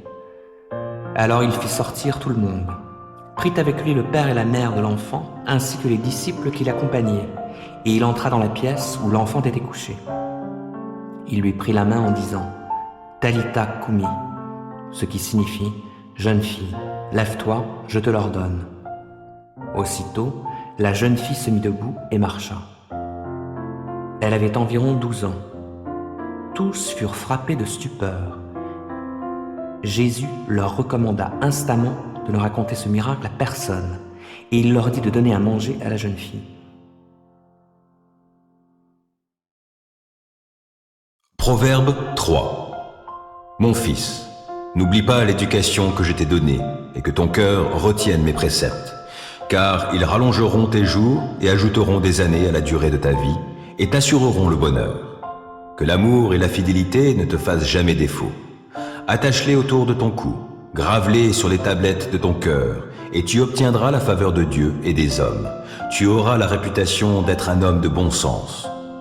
Mets ta confiance en l'Éternel de tout ton cœur, et ne te repose pas sur ta propre intelligence.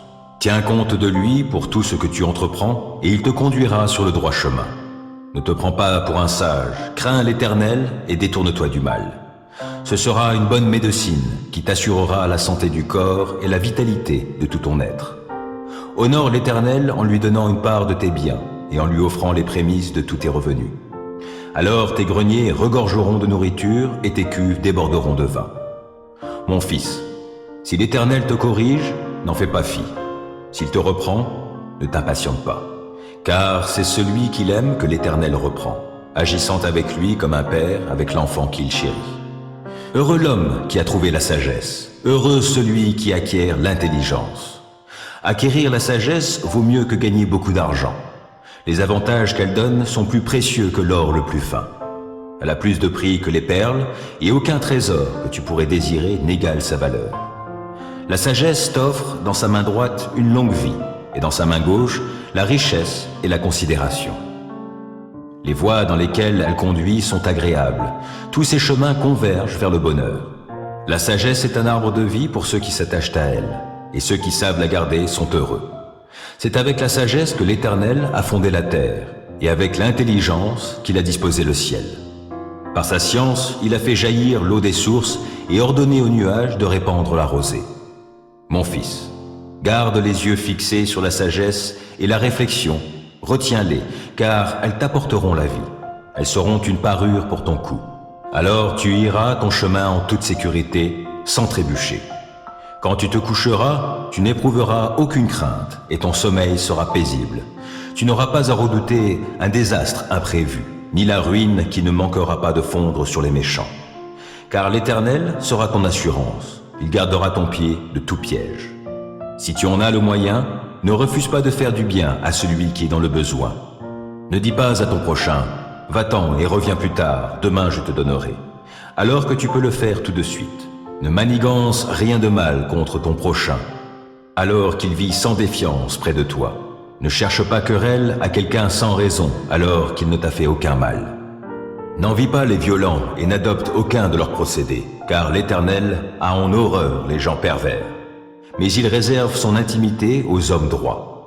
La malédiction de l'Éternel pèse sur la maison du méchant, mais il bénit la demeure des justes. Il se moque des moqueurs, mais il accorde sa faveur aux humbles. L'honneur sera la part des sages, mais les insensés porteront la honte. Psaume 5. Ô Éternel, écoute mes paroles et entends mes soupirs. Ô toi, mon roi, mon Dieu, sois attentif à mon appel, car c'est toi que je prie. Éternel, au matin, ma voix se fait entendre, car dès le point du jour, je me présente à toi, et puis j'attends. Car tu n'es pas un Dieu qui prend plaisir au mal. Auprès de toi, le mal n'a pas de place. Les insolents ne peuvent pas subsister devant toi. Tu hais tous ceux qui font le mal. Tu fais périr tous les menteurs. Les assassins et les trompeurs sont en horreur à l'Éternel. En vertu de ta grâce immense, je peux venir à ta maison et avec crainte me prosterner pour t'adorer devant ton sanctuaire. Éternel, conduis-moi, toi qui es juste, car j'ai des ennemis. Aplanis le sentier que tu veux que j'emprunte. Dans leurs propos, il n'y a aucune sincérité et ils ne pensent qu'à détruire. Dès qu'ils se mettent à parler, on dirait un tombeau qui s'ouvre. Leur langue se fait enjôleuse. Ô Dieu, fais-leur payer leurs crimes et que, par leurs machinations, ils provoquent leur propre ruine. Et, pour leurs méfaits répétés, ô Dieu, qu'ils soient chassés, car ils te sont rebelles. Mais que tous ceux qui trouvent un refuge en toi soient à jamais dans l'allégresse et poussent de grands cris de joie, car ils sont sous ta protection. Et que tous ceux qui t'aiment se réjouissent grâce à toi. Éternel, tu bénis le juste et tu le couvres de ta grâce comme d'un bouclier. Psaume 37. Ne t'irrite pas contre les méchants, ne jalouse pas ceux qui font le mal, car rapidement, comme l'herbe au champ, ils seront fauchés et se faneront comme la verdure. Mets en l'Éternel toute ta confiance, fais ce qui est bien, et dans le pays tu demeureras et tu jouiras de bons pâturages en sécurité. En Dieu, mets ta joie, et il comblera les vœux de ton cœur. C'est à l'Éternel qu'il te faut remettre ta vie tout entière. Aie confiance en lui, et il agira. Il fera paraître ta justice comme la lumière, et ton droit comme le soleil à midi. Demeure en silence devant l'Éternel.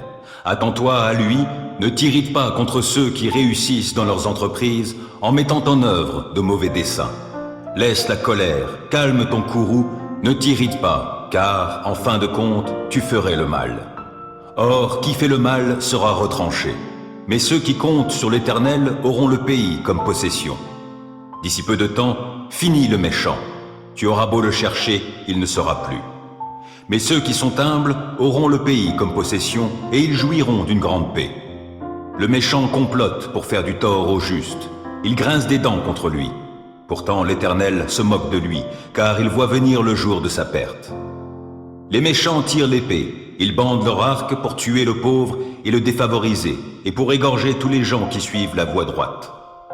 Mais leur propre épée leur transpercera le cœur, et quant à leurs arcs, ils seront brisés.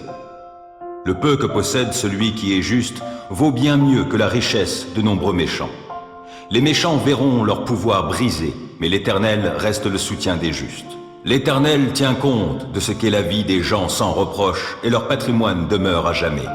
Pour eux, pas de honte au temps du malheur, et, dans les jours de famine, ils auront de quoi se rassasier. Les méchants périssent, et les ennemis de l'Éternel sont comme les fleurs des prés. Ils disparaîtront, comme une fumée, ils s'évanouiront. Le méchant emprunte, mais il ne rend pas. Le juste a pitié, il est généreux. Ceux que Dieu bénit auront le pays comme possession, mais ceux qu'il maudit seront retranchés. Lorsque la conduite de quelqu'un lui plaît, l'Éternel lui donne d'affermir sa marche dans la vie. Il peut trébucher, mais il ne s'écroule pas. L'Éternel le tient par la main. Depuis ma jeunesse jusqu'à mon âge avancé, jamais je n'ai vu celui qui est juste être abandonné, ni ses descendants mendier leur pain. Tout au long des jours, il a compassion et il prête aux autres. Ses enfants seront en bénédiction. Évite le mal, accomplis le bien. Tu demeureras pour toujours. Car l'Éternel aime la droiture et il n'abandonne pas ceux qui lui sont attachés. Mais les malfaisants seront supprimés. La postérité de tous les méchants sera retranchée. Tandis que les justes auront le pays comme possession. Ils l'habiteront éternellement. Des paroles sages sortent de la bouche de ceux qui sont justes, et leur langue parle selon la droiture. Ils ont dans leur cœur la loi de leur Dieu, et ils ne trébuchent pas.